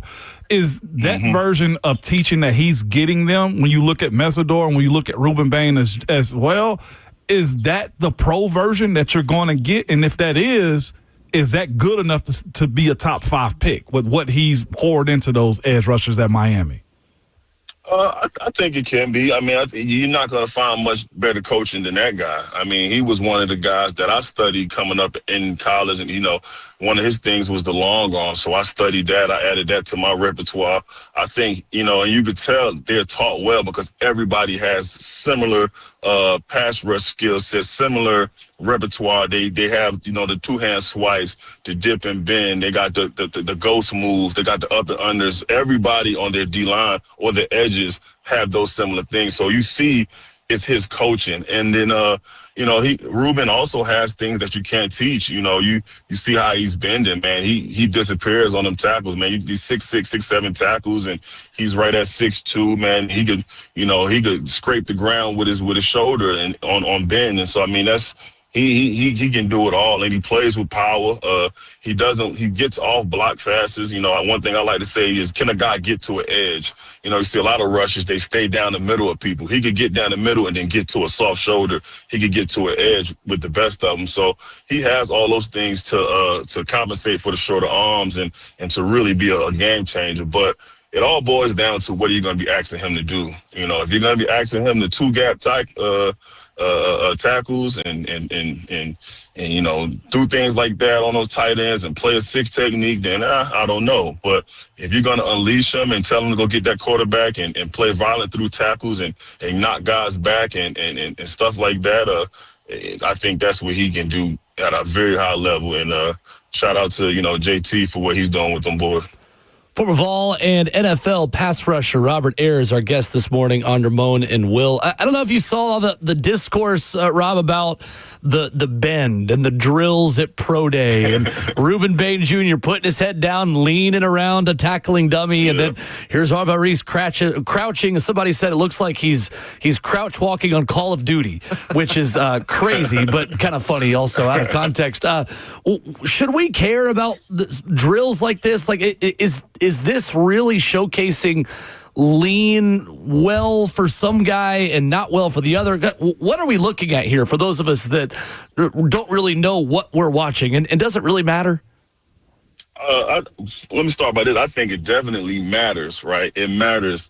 But I will say this, just because you're good at bags doesn't mean you're going to be a great pass rusher. Just because you're bad at bags doesn't mean you're going to be a bad pass rusher. You mentioned Micah Parsons. He's awful at bags. One of the best players in the league. You look at, a lot of guys I've seen been great at bags. They can't get to the quarterback. I was great at bags. I couldn't do what Micah can do. So, but it does check a box when you're trying to split hairs. I think when you're trying to see who's going to be the 6th pick, if you got a guy that can bend and a guy that can't, in a similar skill set, and you think, those guys are even, to me, I'm going to lean towards the guy that has that bend. But also looking at Reese, he's probably never really worked that. I doubt he was up there working with Larry Johnson. I doubt he was going down there every day with one of the best D-line coaches every day working pass rush, working those drills the way Reuben Bain was. Another guy, I had James Pierce for 2 years in college. I think he should have won Rookie of the Year. I know he's going through what he's going through now, so people might not want to hear this, but he wasn't good at bags. Went and had 10 sacks, broke the rookie record for the Atlanta Falcons. For the defensive rookie of the year, he wasn't good at bags. He looked just like Arvell Reese. He was a little more fluid, but he looked just like Arvell, 6'5", which is another thing you got to consider. Arvell Reese is 6'4", 6'5".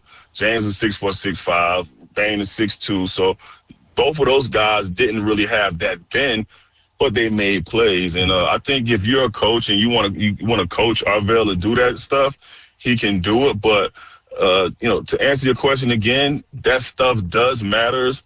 It does translate. It is helpful to have, but it's not the end-all, be-all, which I think I saw Micah was like, oh, it don't translate.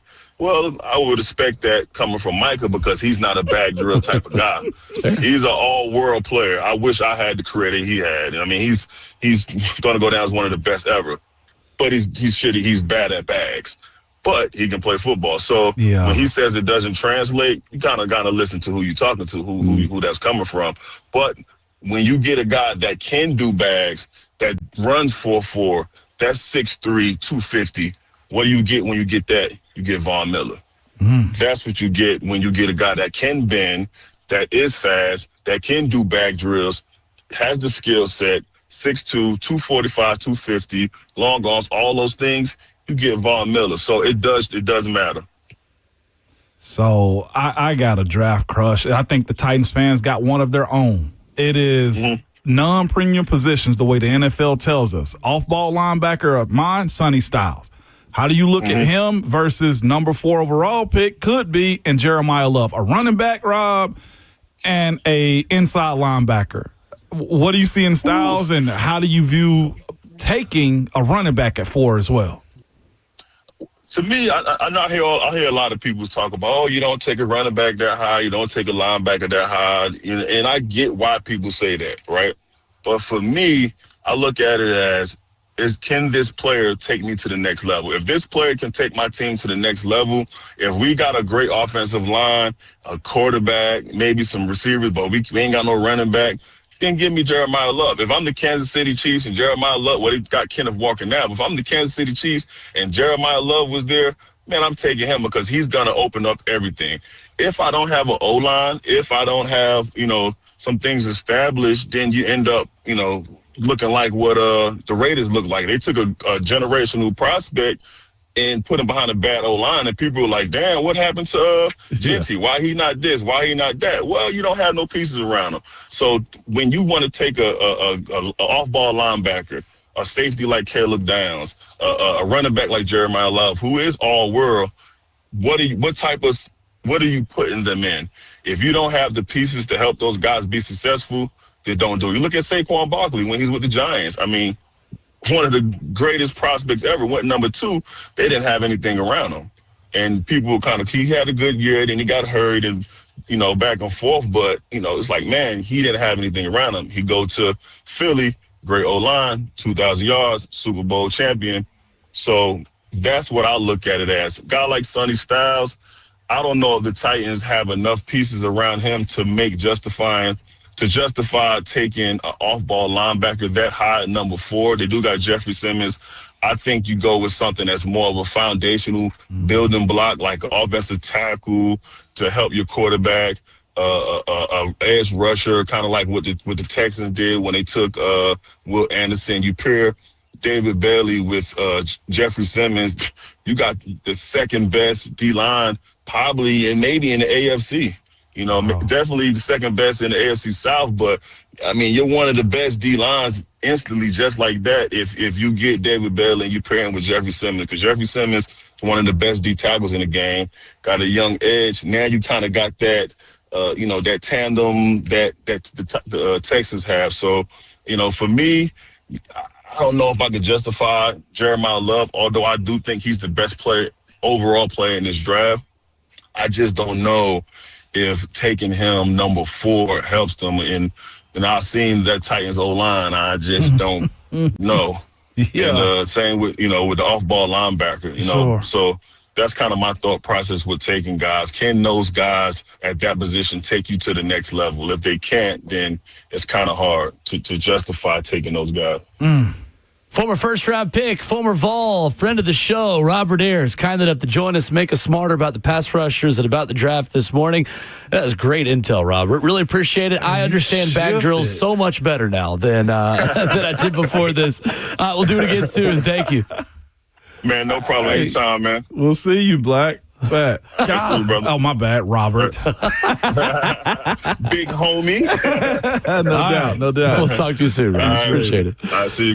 Robert Ayers with us here this morning. I like that on the back drill stuff. I think that's me. It's good insight. He's talking you into David Bailey a little bit. He got me. I wasn't persuaded, and more into Bain. But these are the options. These are the options that you're with right now. And he's right. What are they going to be asking him to do? He said you can have the second best D line in the AFC if you go get Bailey. Yep, that's appealing. Definitely is. It's really appealing. Definitely is. Coming up, let's hit some hoops headlines, shall we? A hot board for NC State that includes a Tennessee coach. The latest on Mark Byington. We got an interesting update on Mark Byington and North Carolina yesterday that we'll lead off with coming up next.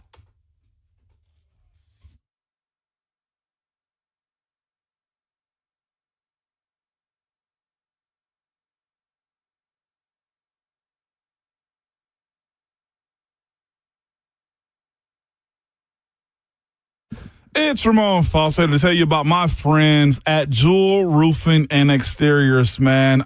They are a trusted family-owned Middle Tennessee company that's been serving from Clarksville to Murfreesboro for over 25 years. Yes, it's a quarter of a century, y'all. From the top of the state to the bottom of the state, they've been here and with you.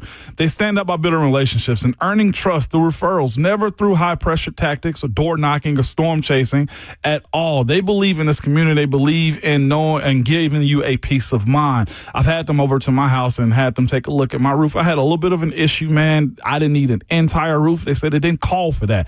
They kept me well informed of what was going on with it. They told me the life of my roof and how good it was. Currently, I just had one small issue and they fixed it. The cool thing is Jewel Roofing and Exteriors. They're in this community. Their owner, Rob Van Norman, man, is right here in our community as well. He lives here. He sees these houses and he's around you guys daily. And I say that to say this. You don't want one of those big companies that are coming in, storm chasing or door knocking, just trying to get you to file your insurance so they can get paid and then leave town. No, I'm telling you, for a roofer you can count on, you need to call 615-868-9999 or visit jewelroofing.com. That's Jewel Roofing with 2 L's.com.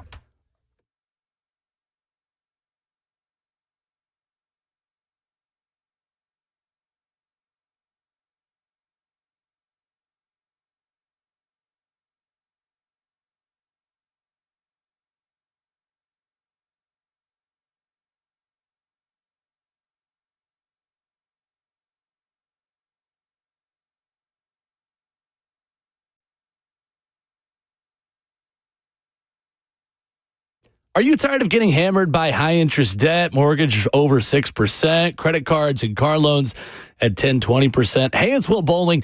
Loan Pronto is here with the answer you've been waiting on, the all-in home refi.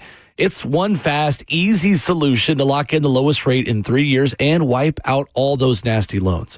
One homeowner got their APR down to 4.99%, paid off over $80,000 in high-interest loans, and saved over $2,000 a month. And listen, while some lenders charge up to $10,000 in fees to do this, Loan Pronto's cost is just $995, $995, and you could wipe out your high-interest loans all at once.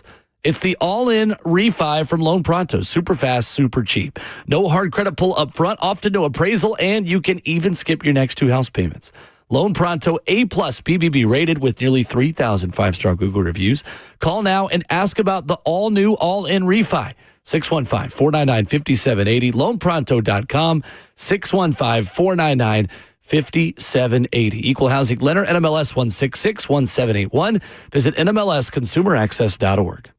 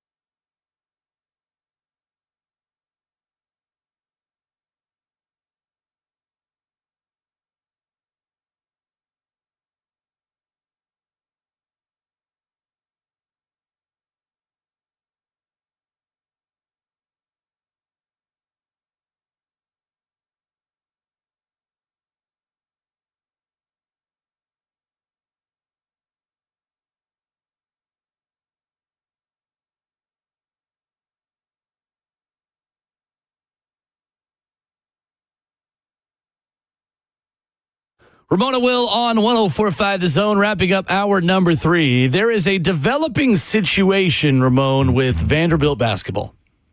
Oh, yeah. So John Rothstein tweets yesterday, sources, Vanderbilt is endeavoring to sign Mark Byington to a long-term contract after back-to-back trips to the NCAA tournament. Nothing has been signed yet, but the Commodores administration began working well prior to the coaching carousel to lock up Byington. Aaron Torres, host on Fox Sports Radio, host of the Aaron Torres podcast, Aaron Torres Media, quote tweets John Rothstein's report and says, context here. Mark Byington has had an extension on his desk since before the NCAA tournament. He hasn't signed it yet. This tweet is the Vandy administration's way of preemptively telling their fans, if he somehow ends up in North Carolina, we did everything we could to keep him. Interesting.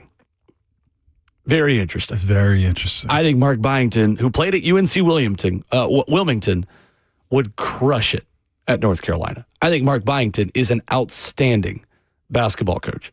I think UNC could do way worse, Ramon. Man, I will say kudos and a tip of the cap to Vanderbilt's healthy sporting department, too. You got two coaches that have had similar conversations. These are champagne problems. These are very much champagne problems. The issue that I guess Vanderbilt has to move away from is having your school be looked at as a filter school for other teams. The way James Franklin did you don't need that to happen again, right? That's essentially the era that you're in. You're good. The programs are healthy across the board when it comes to the women's. The baseball has this history. I know the fans might not be happy right now, but baseball has this history and it's healthy there. Tim Corbin will be fine. You look at basketball, men's. You look at the women's basketball as well. You look at bowling. Legitimately, it's a healthy place for them.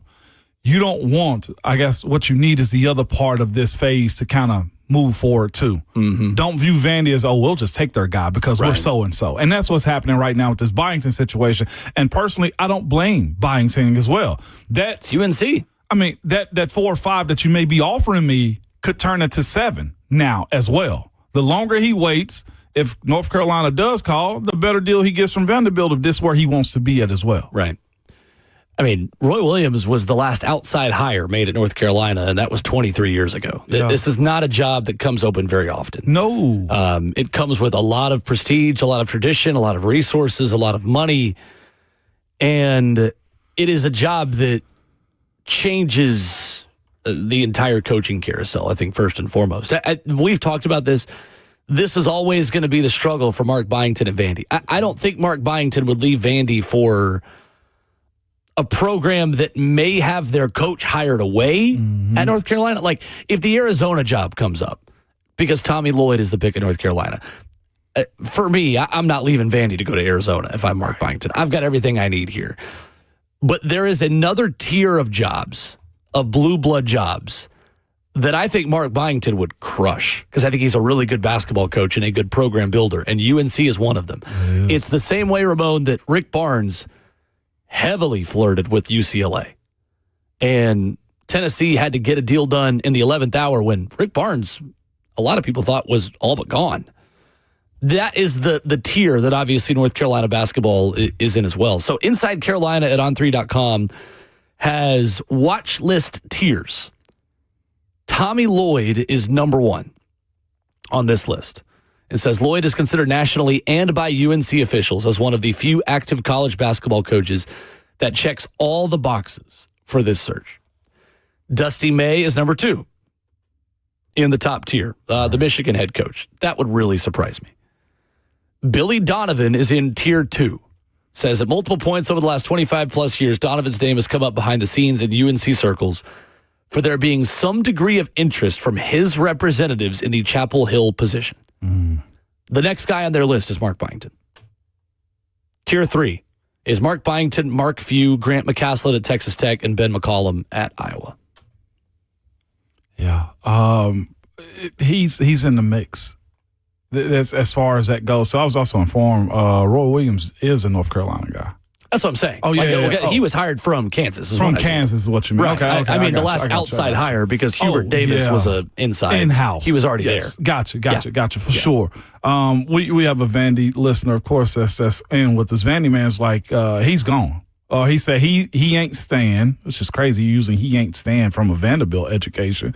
But he goes, did you see how he pleaded to fans to come to games? He won't have to do that at UNC. It's the Lane effect. It's I true. went back yeah, go ahead. No, I was just going to say, I went back and found it. It was in November. It was early in the season, probably. But, I mean, Vandy Man is correct on that one. Lane left, essentially, for those types of reasons. And he said before their tournament game in Oklahoma City against Nebraska about how nice it was for Nebraska that they can have a home crowd in Oklahoma City. He did that too? Yeah, he said, I don't really love that we're playing basically a road game, but we'll be ready for it. Paraphrasing. Lincoln, Nebraska is not that much further away from Oklahoma City than Nashville is. No. I mean, it's closer, and obviously the state of Nebraska in that region of the country. You don't have to live in Lincoln, obviously, to be a Nebraska fan, but there is some truth to that. I think Vandy Man in our YouTube chat makes a valid point. I would still be surprised to see Mark Byington go to North Carolina. I think this probably, Vandy fans, ends up being he gets a new deal and parlays this into a nice pay raise to stay. I just think that fear is always going to be in the back of your head of these kinds of blue blood jobs attracting the interest of Mark Byington. Justin Gainey is high on the hot board for NC State now that Will Wade, the Nashville native, is back at LSU. 100%. Yeah. On 3 saying sources have indicated Justin Gainey's name might sit at the top of the list for NC State. He is a former NC State player and proven high major assistant. Mm-hmm. He seems to have been Coach Barnes' right-hand man in a lot of this that's been going through. He's next up. Yeah, he is that way, and I think he deserves it at some point in time, too. It's just that when is your time? When is your time coming? Only issue I have with that is he's an alum that you just brought up. Right. Those are hard. It's tricky. Those are hard situations Sometimes it works to go out. into. Sometimes it's Scott Frost at UCF. Sometimes it's Hubert Davis at North Carolina. In North Carolina. Nick Mark Kelly. Pope. Yeah, right. Or Mark Pope at Kentucky. Nick Kelly of AL.com this morning says, I can't say this. You with a can't straight even face. say this. You seen this story? No. Alabama guard Aiden Holloway has been granted his motion to travel out of state by a Tuscaloosa district court judge. Alabama plays Michigan tonight in the Sweet 16. Can you imagine if he plays? They did How shocked would you be? It'd be twice in 1 year. This is basically with the center that they had earlier this season, too. I mean, they've lived this life. He was listed as out on last night's availability report. Well, man, it just means more. I don't think he's doing it. Just means more injunctions. But the fact that he can leave, and go out of town, I will say about him, Aiden Holloway, I personally, I don't know. I just feel like he shouldn't have had a reason to be moving any kind of lettuce around like that as 2 well. 2 pounds is crazy. I mean, it might have been personal use. 2 pounds of it is a lot of personal use, though. Coming up, the scales got him. We preview tonight's Sweet 16 games: Duke, St. John's, Michigan, Arizona, UConn, Michigan State, and of course, Vols and Cyclones after this.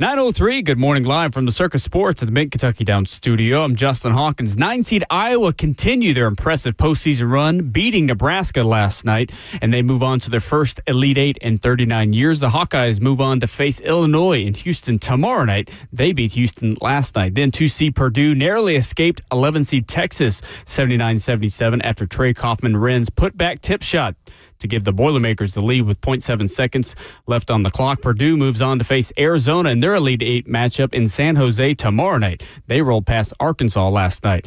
Tonight, 4 more Sweet 16 matchups on your TV screen. On CBS, 5-seed St. John's takes on 1-seed Duke at 6:10. Then 3-seed Michigan State will take on 2-seed UConn at 8:45. On TBS, 4-seed Alabama will take on 1-seed Michigan at 6:35. And then the Tennessee Vols as the 6th seed take on 2-seeded Iowa State at 9:10. You can, of course, hear Vol Network's coverage starting at 8:30 right here on 104.5 The Zone. The Nashville Predators last night, their win streak, it stops at 5 after losing to the New Jersey Devils 4-2. The Preds are back at it Saturday night at Bridgestone Arena against one of the league's top teams, taking on the Montreal Canadiens with a 6 o'clock puck drop. For all your foundation repair and waterproofing needs, you got to go to USSTN.com. Breaking news at once on your home for the Titans and Vols.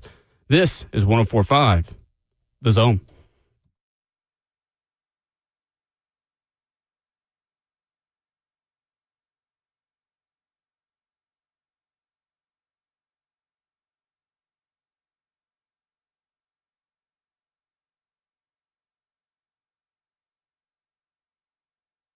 It is the big finish of the show and of the week on Ramon and Will. Good morning. Welcome in. If you've been sleeping in, must be nice. How's bragging camp? Yeah, because we've been woke. Because we were watching.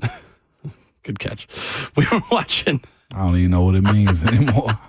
We were watching basketball late last night. You know, I just feel like the most fun part about making the Sweet 16, Ramon, is that this week you're still in season mode. Yeah. You're still in game mode. You're still ready to watch a basketball game. The best part about playing the late game on Friday is that you get to stay in that mode longer than anybody else. Yeah, you do. Because it's going to be a late one tonight. Of course, here on The Zone, courtesy of the Vol Network, Tennessee and Iowa State here from Chicago. Let me tell you about my boo thing, man. So we're sitting up watching the games, and tip-off happened well after 9 o'clock. I think like 9:32 or something like that. Simultaneous tip-offs last night. They were. Both of them at the same time. Crazy, and I thought they supposed to have been staggered. Either way. They were. That's because Purdue and Texas went long. That's true. They did. They did hold long. That's true, too. Classic Purdue. But we're watching, and we're early morning crews. My entire family as well. I'm sure yours is as well. Like early morning crews, you just adapt to it. Okay. Doubt. So I'm sitting on the couch watching the games, and my boo thing fell asleep on the couch. My wife, and she wakes up because I'm watching them. She was like, "What are we doing up so late?" I'm like, "I'm watching the games for the show tomorrow." Like she's at top of mind. Like we got early mornings around. I was like, no, we watch games because those were good. And then it started to pull away, and at that point, it didn't make no sense to go to the end. Houston didn't look like they had much fight to really push back. And Charles Barkley, I tweeted about it last night because he'll just say anything.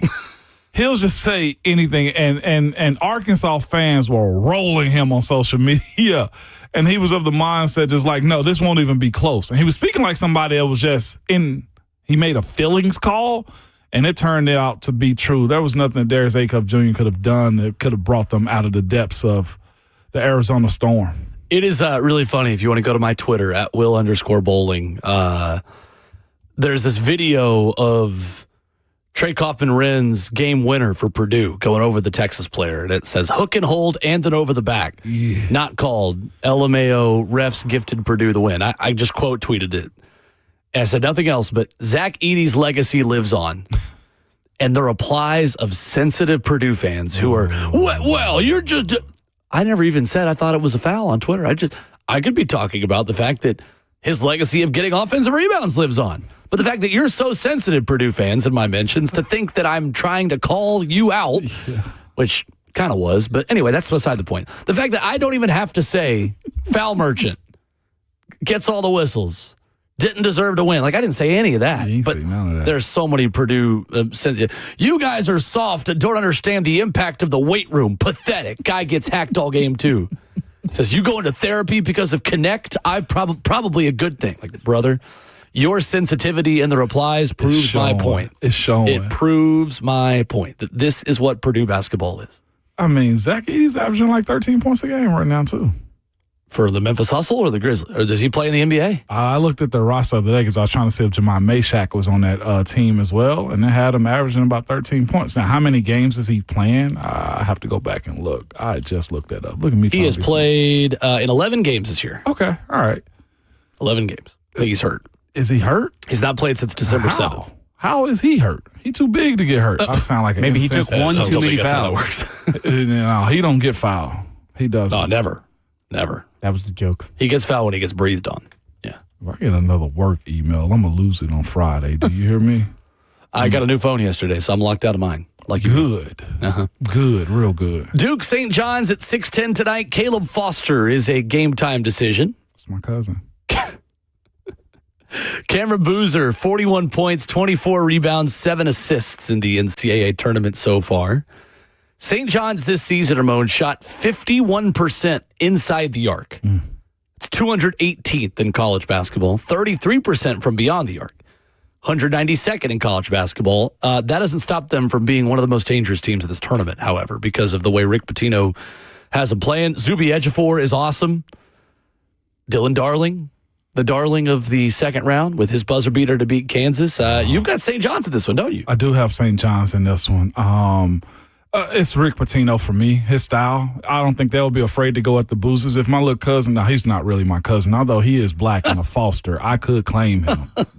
I usually claim all black Fosters, okay? But with that being said, the style in which they're going to play with them, I don't think they'll be afraid to go at the Boozers as well. And of course, matching it, the intensity of it, too. I got St. John's. I went on a hunch with Savage on this one, too. I think he pulls out the white suit tonight and do his thing. Ooh. I'd love to see that tonight. Would love that. First game, too. It's a white suit kind of game. It is a white suit type of game. Michigan, Alabama is at 6:35 on TBS and True TV. The Wolverines are a collective 37% from three and have a top 3 defense nationally.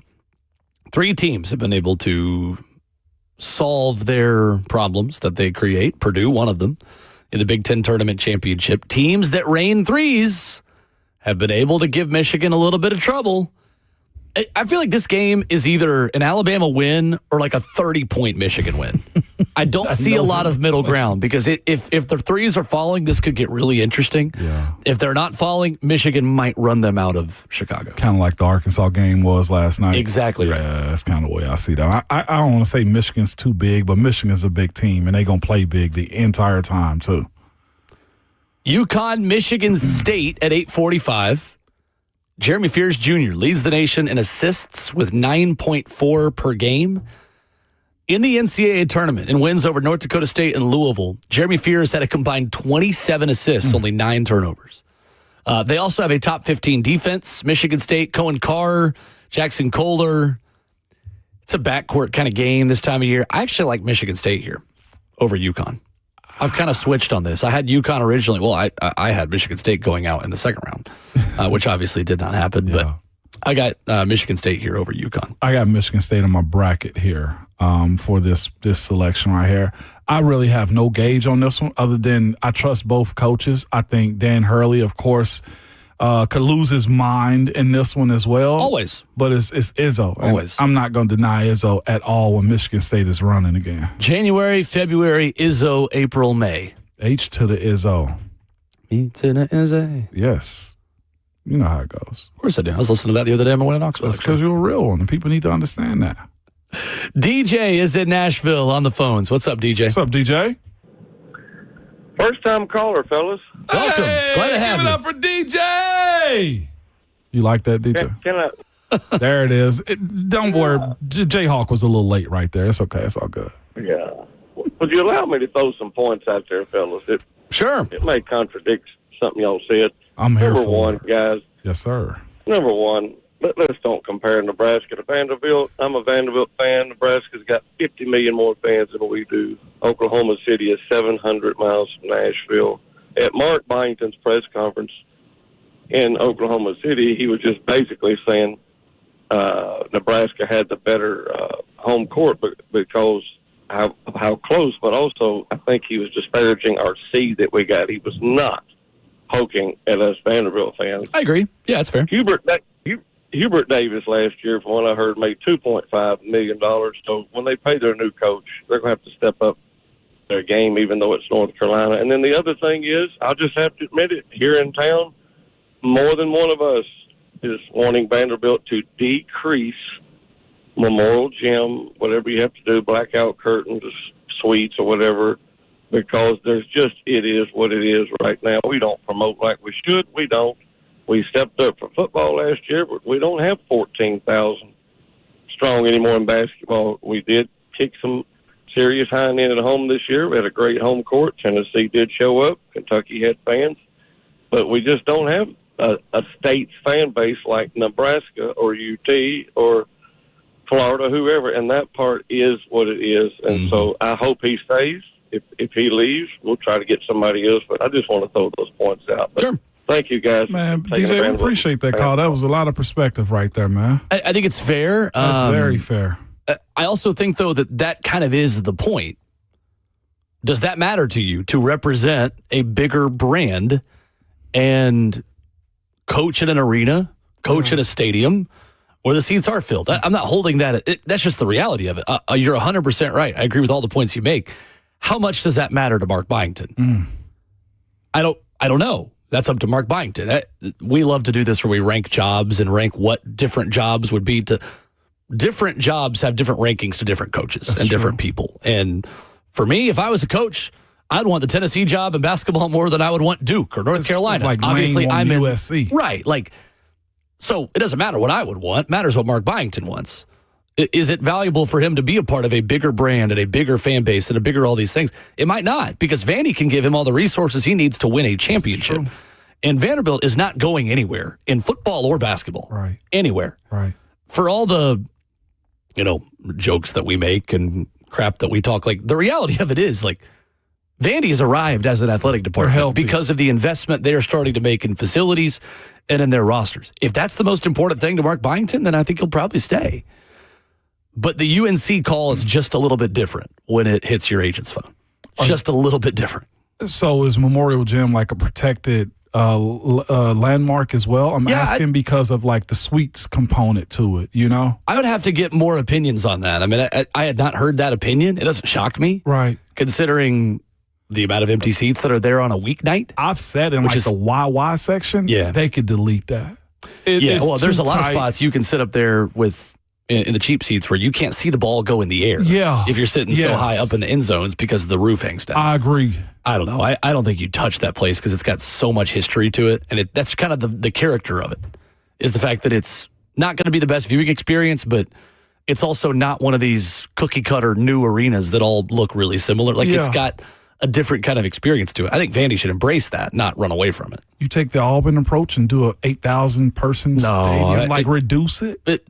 Auburn didn't have the history in that venue that Vandy does, in my opinion. Maybe just because I've lived down the road from it my whole life. I see it differently, but he's got a point though. DJ did. Great point. No, totally fair. Totally fair. Coming up, Ron Slay talking Tennessee, Iowa State after this.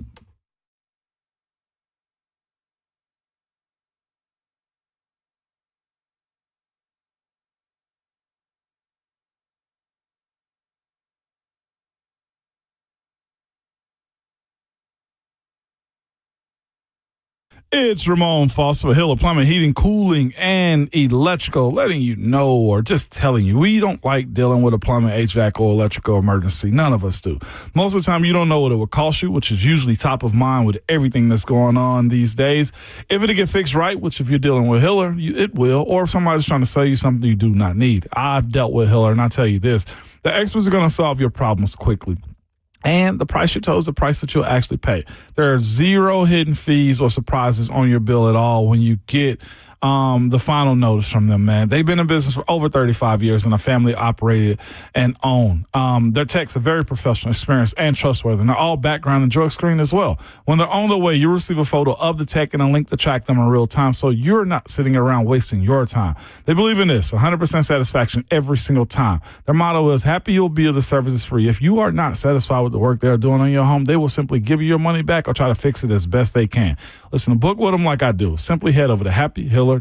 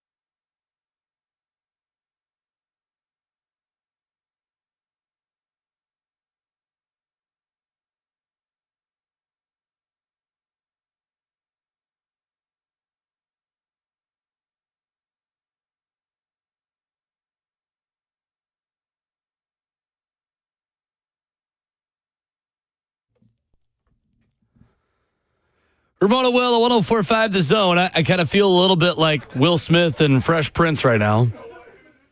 Just standing in the living room, looking around at no one. Just by myself. For me? Just hanging out. I'm waiting for the Ramon of Ramon and Will. Big Boss Bert there you is are. holding court outside the studio That's doors. always a good thing. Yeah. See? That's what the laughter is. You can hear it emanating from the hallway. Bert is in rare form today, as he should be. Yeah, Bert is in rare form today. Luke is in Bert. It is. They're friends. Dude, it's real life like Bert and Ernie. It's real life Bert and Ernie. He said it's Bert and It Ernie. really is. It's fantastic. It's Them fantastic. two are the best parts of the midday, man. No, it's like everyone has that favorite TV show where the main character is their least favorite character in the TV show. That's the Buck Rising Show, 104.5 The Zone. Yes. I'm that way with New Girl. Zoe Deschanel's character, not that funny. Nick Miller and Schmidt, Winston, incredible. Yeah. Incredible. Listen, Parks and Rec kind of that way. He for was me, too. holding court like that, and we needed that because Every bit of it. Bert don't miss. No, And he he don't. got a collar shirt on today, so Hasn't he in Big ever. Boss Bert Yeah, he a mode. big, yep. Yep, he in Big Boss Bert mode right now, and these are the things that we are here for, man. Friday energy. Savage is here though today, What's man. up? Ron Slay's stopping by. What's going on, man? Repping the gang today with your Hey, Vols. man, Big I'm weekend. out here, man. I'm out here, dog. I'm out here like, you know what I mean, go and join the Lakers, just well. I'm No, like Kobe, we- you know what I mean? I'm out here. I'm with my hoops gear on. I'm Let's ready go to get roll 'em. with it, man. You know what I Yeah, mean? we ain't come here to play or do nothing today. Now, Big- I saw when no y'all cut my intro. time, y'all was like, okay. When they went over, I was like, okay, they don't want me to be at 9:20. So I thought, stop. I was thinking to myself, you know what I mean? We had to talk about Mark Byington, a DJ. With a very nice call. Yeah, DJ, that was a great point. No, great call. Great call. First time caller for DJ too. Yeah, I don't know how many people live in that reality though. With What them. you mean? That's- Like as far as Vandy fans, like being able to say like this is who we are, like this is where we'll be. You know what I'm saying? Like giving fan bases other credit, what you're trying to gain yourself to do. Like that was, I've never heard that. I've never heard that from a Vandy fan. You don't often hear it Alums, on phones. I mean, well, former athletes and stuff like that, but You hear it from fans, people. Yeah, right. especially as of late. You As know of what I late, mean? yeah, they've been hot. You've been rolling. fire so hot. That was pretty interesting. Are you of you of Nashville? You gonna take Memorial Gym down in numbers, beautify it a little bit more inside, or you want to keep it more the same? Because you work in there from time to time. Yeah, I love commercials. I love the setup. Yeah, I did. It'll be airing tonight. I heard that on the show last night, yeah. The full-fledged one. It's pretty interesting, man. I'm gonna be real. But shout out to Bart Durham. out I to got Bart. Blair. Yeah. Hey, so I just Blair. think that top level, like that y'all were talking about. You know what I mean? Like, and then come on, let's get the crow's nest out of there, y'all. Like that's unfair to the media. I remember I hit somebody up. I won't say who it was, but as for, hey man, you think I can get some tickets to come see the game? I think it was Alabama and Vandy. I was like, man, come see the game. I was like, oh yeah, we'll shoot you some media tickets, man. Well, they tried to sit me out. Oh, it's crazy. I might well go back home. No, I said, no, let me now let Nashville Slay kick in. You're sitting in the clouds and go up there. in here. Now, I ended up sitting behind the basket. Like I'm not. If y'all think I'm finna go up there, no, Your head would hit the roof. That's not where I would be. You're I'm in sorry. arena. You're in a come different on, dog. mode right now. Like Yeah. you're SEC ESPN's. Like you big Monday, big I Tuesdays. thought that was gonna mean something, Dre. It didn't. You big It meant something Mondays. to everybody else in there, not necessarily to the people that I reached out to. Okay, but all right. The people did end up taking care of me, though. So Okay, big all salute right. to them. You were man, once know. brought out to the Memorial Gym floor by the Pearl Cone Band. Like, what are we talking If about? nothing screams home more than that, if they could have put a doormat down and said "Welcome," that's how you do it. Put Pearl Cone in the stands and I let them love play. Yeah, but I do think they should do something. But I like the historic feel Right. that you get when you walk in there. Like you still kind of feel like the wood grain panels in there. You know what I'm saying? The little bitty corridors. You got to duck a couple spots Right. to go in. I do think you got to change. Like what is it? Is it the bathrooms or something? Like you got to go to certain spots to get the bathroom. But other than that, Yeah. that's nitpicking. But you know what I mean? Like I think that would be better. Because when you look around it, they've done everything else. The auxiliary gym that they had before Yeah, right. building the new one, I thought was dope. You know what I mean? So Yeah, you got space to work with. There's some places you go to as a fan, and you go there, and it's just trashy, and you want amenities, and you hate it. Yeah. There's sometimes you go somewhere that you know has history, and you kind of go with the expectation that you're not going to have everything you need, but like that's a part of the experience. Like Vandy's football stadium before the renovation was just trashy, and you went there, and if a fire broke out in the away section, everyone would die because you can't get out of there quickly enough. Like there's one entry, it's very narrow. Whatever. We got his they Sweet 16 beautified games that, to talk though. I about. thought they've done a great job with that. They needed to do that. I don't think they need to totally overhaul them. I agree with you on that. But in today's world of Ticketmaster charging out the wazoo, I need a little bit of comfort if you're going to charge me a premium. Yeah, I can dig that. That's my that's only a fan pushback. charging you that premium, though. I know, but like if I got to be there, I mean, here's the other pro tip. Teams sell them tickets too. Oh, I know. Yes, they do. For sure. Tennessee, Iowa State tonight. Going down. After dark. How does Joshua Jefferson's status impact Iowa State's ability to defend Tennessee? If he's a go, then I think it changes the whole dynamic of the game. I think you kind of tilt the scale towards Iowa State because of the way they've been playing all year long. I think roster-wise, I would say Tennessee has the better roster top to bottom, but the guys that play the 8, you know what I mean, that play for Iowa State, like those guys are a different bunch, especially when connected. You know what I mean, I love Lipsy, the point guard. Momlikovich, I love him. I hope I'm saying his name right. Momchilovich. There you go. See, I like Momlikovich. Thank you. I need, that's I always look at the host like, hey, man, get that together.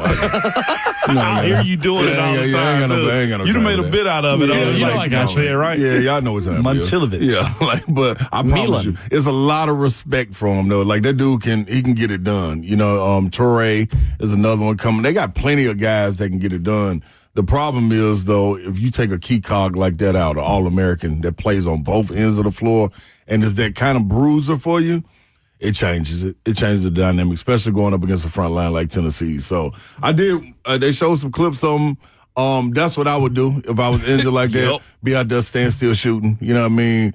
Playing tricks on the camera. You weren't moving very much. No, absolutely. Like, I got a chance, y'all. You know what I mean? And if you ain't going to take no Toradol, then you can forget about it. He ain't. I would be shocked if he got out there. Now, I will say, man, and the only reason I would be shocked because I think it's different, even though we've seen teams like Texas, what Jordan Pope went through, what Jamal Mark went through with the twisted ankle, still got out there. The difference is they didn't get carried off. Mm-hmm. They came back. He couldn't walk. He was on a scooter last week. Yeah, exactly. Like Jordan Pope was out there hobbling. You knew something was wrong in the game. Not this last one they just lost, but the game before when he hit the 2 big threes, like something's wrong with dude. Mm-hmm. Like he cannot move laterally, but he can go up and down. So, I mean, some people when you have that injury, you gut it out, and there's some where you just can't put no pressure on it. So I think that's what Jefferson is, honestly. How does Tennessee guard Milan Momchilovich? Who do you? Felix is athletic enough to. I thought he's done such a good job this tournament until he got tired at the end of the last game of staying in front of his guy. And even if he's got to be a step behind him, still obviously he's got pterodactyl wings, like still blocking it at the rim. But you're not going to put him on Momchilovich. You need him around the rim. Yeah, you do need him around the rim, and instinctively, I think you have to guard him similar to the way you did DeRidder, but you got to play DeRidder for Virginia. But you got to pay more attention to him, attention to detail, because it was a couple of times like when they drove, his instincts as a shot blocker said, oh, let me go in there and help block it, and you left DeRidder open for 2 humongous threes. Like, that game's not close if you don't leave that one player open. It's the same thing for Iowa State. So whoever's on him can't get caught up in, my instincts or my primary defense, I got to go help. No, let somebody else rotate to that. You stay on this guy. It's one person that can hurt you. And we've seen it over and over and over in this tournament. Even with the Iowa game with Florida. Like, it's one person that can hurt you. It's one play that can hurt you. It's one shot that can hurt you. Don't be the one to give up that shot. You know what I'm saying? No time and score. So I think all that plays a part in it. But to answer your question, who would guard him? I think a guy is strong enough for Mari Evans can get into him, make it difficult on the catch. I think that's a lot of the times what helps these guys. Like Iowa State would use Tennessee's defensive principles against them. Driving in the gap and you knowing somebody's going to come off and help because they It's not the backside helper that helps you. If you're driving from the wing and it's a guard right there, like in the 45-degree angle right there at the three-point line, you drive to the free throw line, it's not the back man's responsibility. It's the guard's responsibility not to hedge at you or jump at you, but to literally get in front of you and stop you if the guard can't recover. That allows a shooter to be open. Well, a lot of defenses, they give the big that help, let them get all the way to rim. Tennessee don't want anybody getting in the middle of the defense. So, I mean, it's small, intricate details to everything, and you just gotta you gotta pay attention to it, man. Because this when you get to this point, we saw like the small things is what changes the game. No ifs, ands, or buts about it. I'm guessing Vegas has set the line based upon Jefferson not being in or being in. The line is set as what, -3.5. Iowa State. It's been that since the beginning, too. I think it will be that regardless if he played or not. Really? You know what I mean? Yeah, I think everybody likes picking Iowa State in this matchup. Well, but you're minus 16, 17 points a game with Jefferson potentially being out. Where are you at on the betting side of understanding this game, or just, if you're going money line? Yeah, I think what neutralizes each, you know what I mean? So the front court, they're not going up against a smaller front court. I think if they did, or one that's equal in size, they would say it would be more for Iowa State. I think they're dependent on the offensive rebounding spot of it to be able to kind of neutralize a little bit of it. Yeah. I think they're looking at the shooting. Could that neutralize it? You know what I mean? And they also, I think, taking in the court of Jacoby's been hot. Yeah. You know what I'm saying? Bishop Boswell's been shooting the ball aggressively, not necessarily high efficient, but definitely aggressive. And that means a whole lot. So I think that's part of it. Can they turn you over? Tennessee hasn't turned it over like that leading up to this point. That's where they want to capitalize. So I think all of that kind of flows into it. You know what I mean? And then it's matching styles. Like it ought to be a bloodbath. Does he have to have a moment? A minute. Yeah, for me, a moment is like last game. You know what I mean? The moment was coming out in the second half and punching and saying, you know what, I'm going to get to my spots. I'm going to raise up. Yes, I'm hurting, but that's no longer what I'm thinking about. Gotcha. Everybody's out here hurting. I got to play through that, put the onus on the refs, get to the line, knock your free throws down, play defense the best way you can. You know what I'm saying? Gotcha. So that's the moment. And now we can't have a moment of him not scoring, but just being aggressive where you're not bailing them out by pulling up when you can get one more dribble and get 2 feet in the paint and raise up knowing that a smaller guy will go up under you. Go do that instead of the one dribble, pulling up at 18, get to 14. You know what I'm saying? Gotcha. We did this last week and didn't just talk Miami of Ohio because obviously if and when Tennessee won that game, which they did, I wanted to ask you one thing about Virginia, which obviously ended up making us smarter about Virginia because Tennessee played and beat Virginia. Michigan, Alabama. Yeah. It feels like Alabama has the tools to expose the weakness that Michigan has had exposed this season. It's just asking a lot for them to have 19 made threes in one game and then go do it again. Yeah. Against a Michigan team that also, if they stop the three and they're not falling, could beat them by 20 and run them out of the gym. How would Tennessee match up potentially with Michigan in the Elite Eight? Well, I think, man, you got to put a lot of pressure and responsibility on Elliot Cadeau. You know what I mean? Make him be the one that beats you, whether that be him sagging off, Alabama sagging off and daring him to shoot. You know what I mean? You may have to give up one or two. You know what I mean? But if he starts to get confident or gets in his head that he's not making it or he wants to prove a point against Alabama that he can shoot, that can play in your favor. You know what I mean? Because those long threes get you out in long rebounds and you get to run with those guards. And it's difficult. As big as they are, it's difficult to match up in transition like that. You let them set up in half court, man, that is a big, big, big team, dog. And they stretch out sideline to sideline. So you want to get those guys in transition, cross matches, shoot the ball well, those long rebounds. You got to have guys like Amari Allen. You got to have guys like Jemison crashing from the three-point line to get those rebounds. And I think they could have some good. I'm sure they went back and watched that Wisconsin game. Wisconsin played them very tough this year. So they got some teams, man, that has success against them, you know, but you got to go give an effort that's not necessarily, if it slows down, not to your liking, you know what I mean? So you got to figure out a way to speed them up. they're a complete team, dog. They are. They're a complete team. I know LJ Kason's injury has hurt their bench production overall, but Arizona's kind of the only team of the ones who has a clean bill of health right now. Everybody's dealing with something, and Iowa State, obviously, Tennessee, obviously, and Aiden Holloway at Alabama, too, and even though a court said he could leave Alabama. I told them last week. I told them, what was it, last week when we did ESPN, the bracket thing? Yeah. I told him, dog, he will be cleared by the second week. The only reason he wasn't clear in week one is because it was up to the students. The students were on spring break. Yeah, it's like I'm not sure if everybody's been through that, but I've been through that twice. You know what I mean? One unknowingly, but because of grades. So you put it in front of the student council. It's up to them to make the assessment, and whatever they choose, it goes. That ain't got nothing to do with the law. That ain't got nothing to do with anybody else. That has to do with the student body judging what's the bar and what's the case. And if we want you to be expelled, you're expelled from school. No ifs, ands, no buts about it. You cannot, man. I'm telling. I told them. I told Sean Farnham. I told Coach Keats. Told Malcolm Huckabee. Dog, this man, when they get back in school, will get up. Not get off, but they're clear. Yeah, you know what I'm saying? You can get a warning. You know what I'm saying? Okay, don't do this again, dog. If you do this again, it ain't no. As soon as we see the papers, it's over. You out of school. I'm telling you, dog. He was listed as out last night on the availability report, but I wouldn't deviate from what I had planned coming into this matchup. But you mean the next they beat Michigan? Yeah.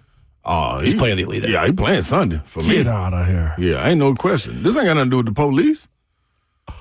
True. I'm just saying. This is school conduct. I know. So. We'll wrap up the show. Coming up next, more thoughts on the Sweet 16 matchups. I want to get your thoughts on North Carolina as well and who may make sense there. Coming up after this. This is a different court, Blair. Same result, Slay. Okay, Blair. See, that's Tyler Tanner. See, Tyler Tanner's in the house now. Let's see what you got. Jerry's out, Blair.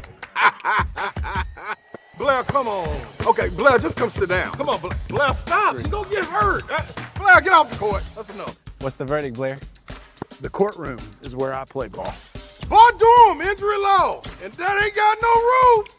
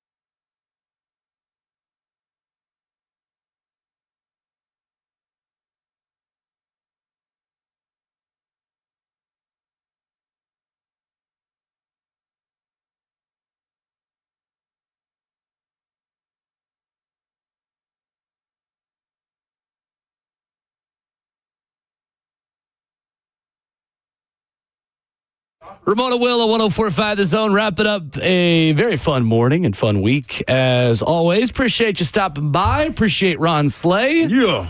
Robert Ayers, God. Brent Hubbs. That's a big three. That's a big three right there for today. Yeah, man. Hub set it off. I heard Hub Set it off. He set it off. Little boo. Little boo, no lane though. Little boo with no lane. That's it. Rob was real good too. I had some folks hit me up talking about he changing my mind on David Bailey. Yeah. See, I got to go back in here. I got to add. He was really good. Yeah. Black did his thing. We trying to have him weekly too, by the way. Yep. Trying to get him on Thursdays out Come on, here. Black. Let's go, Exactly, man. Black Rob is what we call him. Everybody got a Rob, and you got to sometimes call them what they are. Yes, you do. He Black Rob. Mm-hmm. I know, Will, you got a Rob. If he was in my group chat, he'd be White Rob. Yep, that's exactly what it is. That's You know what what I'm I'm saying. He would. Makes more sense. White Rob, and I don't think there's anything wrong with My that. friend Rob, who you've both met, who when Slay was honored as the SEC legend at the SEC tournament as Tennessee lost to Georgia in the first round of the SEC tournament, and that would have been, don't tell me, We just talked about this. 2016? 17. 17, okay. Yep. I knew it was either 16 or 17. Rob hits me and goes, "That's Ron Slay. Oh my gosh. I wonder if he's got his headband." And we were like, he was like, "That's so cool." And now it's crazy that like, You tell him he White Rob. all right, cool. Sounds good. You like St. John's tonight. I do like St. John's, man. I got a bias, man. Being able to talk to Zuby Ejiofor and figuring out What a player. like his story and like his background. Like these are the type of Rick Pitino players, man. The ones that question. are not on radars that you got to go out there and develop. You know what I mean? Not the ones coming in that's a 5-star, but man, people that you look at the end of the day and be like, God, dude is a baller. You know what I'm saying? And he'll run through a wall for him. So I'm going with him, man. I just think at some point now they're gonna have to continue shooting the ball well like they did, or the best player, which is Cam Boozer, could take over. But I think if we can see that matchup, Zuby versus Cam, get your popcorn ready for that one, man. Terrace Reed also against the bigs for Michigan State. Terrace Reed is so fun. It feels like one of those, it's kind of similar to Houston. Yeah. How many of the shots that UConn is given can they make? And the guys that Michigan State decides to leave. The one guy, the freshman whose name escapes me, the younger dude. Brady Mullins. Yes. Yep. How Dan Hurley is like applauding when he's making threes because he was on an 0 for 11 streak. Like that dude can't be missing shots, and UConn beat Michigan State's backcourt because Jeremy Fears Jr., when he's not kicking people, is really good at basketball. Yes, he is. And that Brady Mullins is the guy that's supposed to have the most pro potential. Like they salivate over him. 6'5", got a mid range, but Kyle like Korver. you said, clapping about him because he's supposed to have that 3-pointer. Dead eye, just been off this season. He's been injured. Terrace Reed, he's been injured throughout the season. Silas Demery is injured coming into this, especially last week. But solo ball, he's not been himself. Like Caravan bailed him out. Terrace Reed bailed him out the first game. So they're still waiting to put everything together. But it's Hurley, man, and I ain't gonna pick against him in this does. Yeah. I'm gonna do it. Even with Izzo? Even with Izzo, and I love Izzo, and I think they got a complete team. They play the way they play, regardless if they're up or down. So, will Fears keep his head? But Fears can go out there and go get 25 and 16. Yeah. And go get the win. So it's gonna be good. 9 assists per game for him. Crazy. The non-call play last night, Texas Purdue underneath the rim. Where you at? Yeah, I think, man, in that situation, like I heard Chuck talking about it. Vokatitis should have been in the game. I don't think he should have been in the game. I think they would have gave more advantage to Purdue because all they was gonna do is run a pick and roll. Has to get the switch. Like, you know what I mean? Or string it out and go rescreen again. They were going to force the switch, letting Smith get to his right hand going downhill. And he's a smart enough, savvy guy to understand, all right, pass it to the wing, get it back. You know what I'm saying? Yeah. I thought that what's the name? Dalen Swain should have started boxing, but this has been him throughout the season. He's a junior, got a year to come back, but this has been him throughout the year. On offense, not aggressive enough with all the skill that he has. That's why you always see Tremont Mark end up with the ball taking these heroic shots because it finds its way back to him when the guy should be the pro on the team, Dalen Swain, we want you to be the guy. You know what I'm saying? And you hear Sean Miller talk about it early in the season, like, we need that alpha male on this group. And they still needed that. And Swain was the one supposed to do that. He leads them in points, rebounds, and assists. Like, you're supposed to be that guy. So I thought in this situation with what is it, Kaufman Wren? What's his name? Kaufman Wren. Kaufman Wren's his last name. He's the one. Trent. I think. Trent. Yeah, he was supposed to box him out. Like, you know, when you're up against a bigger guy, you face box. It's one. This is what it goes back to. It's one possession in this game. Wow. You turn, you face box. If you look at Dalen Swain, like, he was literally letting them push him up under the basket. Like watching almost. Yeah, like, turn around, wrestle, like, get to it. I like, can call foul. Yeah, you Clearly. got to. Yeah, and they had like Barker was talking about Cody. Cody's the backup 5-man. Yeah. You know what I mean? Like, he was in the game. So, but he was on a shooter. The floor was spaced the correct way. He was on a shooter in the corner, so was no way he could go in there and get it. Like, they played it perfectly. They ran a ghost screen because they knew they had the matchup that they wanted, and it was that simple. Voca Titus would have been in there. Instead of running a ghost screen, they would have ran a high screen where the guy would have tried to go under. He re-screened it again. Braden Smith get to his spot again and shoot. Like, he was taking that last shot. It's up to you. Everybody turn, find your guys, box out. No ifs, ands, It's a good shot, too. Yeah, great. I mean, that's what he you missed. want. It's a great shot. That's what you want. Real quick, who's your guess on who North Carolina hires? They're the opposite of LSU, who had the replacement before they fired the current guy, which is so disrespectful. It's tough, man. I would say, my first, if I was going to go in, my first one would be Byington. Or Otzelberger. I think he's a good one. Sounds like he's people staying, mentioning the Iowa coach. Ben McCollum. Yeah, I think if you're gonna swing, I mean, that's cool to go swing and go get that. But but I would go get Byington. It wouldn't even be I'm aiming at Byington. You know, I'm shooting. I'm going to. He's get at the him. right point in his career to take that type of job. Yep, ain't no question, dog. That's his style. That's what North Carolina missing. Like, Dusty May's not leaving Michigan. Yeah. Then you keep guys around you, Sean May and all them guys, bringing another assistant to help you recruit. Tommy Floyd not leaving our Arizona. Tommy Lloyd, hell no. Arizona got too much tradition. I think you're right. Like, they for real a blue blood too. Like, that's what I was thinking. Bert and Lucas up next on the Buck Rising Show. Ron Slay with us. Appreciate you. Good to see you. Y'all know how it is on Friday. Y'all be safe this weekend, man. Should be some good weather out there. Be cool. Catch an Uber at all times, man. But also call your people, talk to your people, have a random conversation with somebody. Go to a Preds game. Okay. Enjoy yourselves, good people. That we're more alike than they make us seem differently, y'all. But ELE, man. Everybody love everybody, and peace.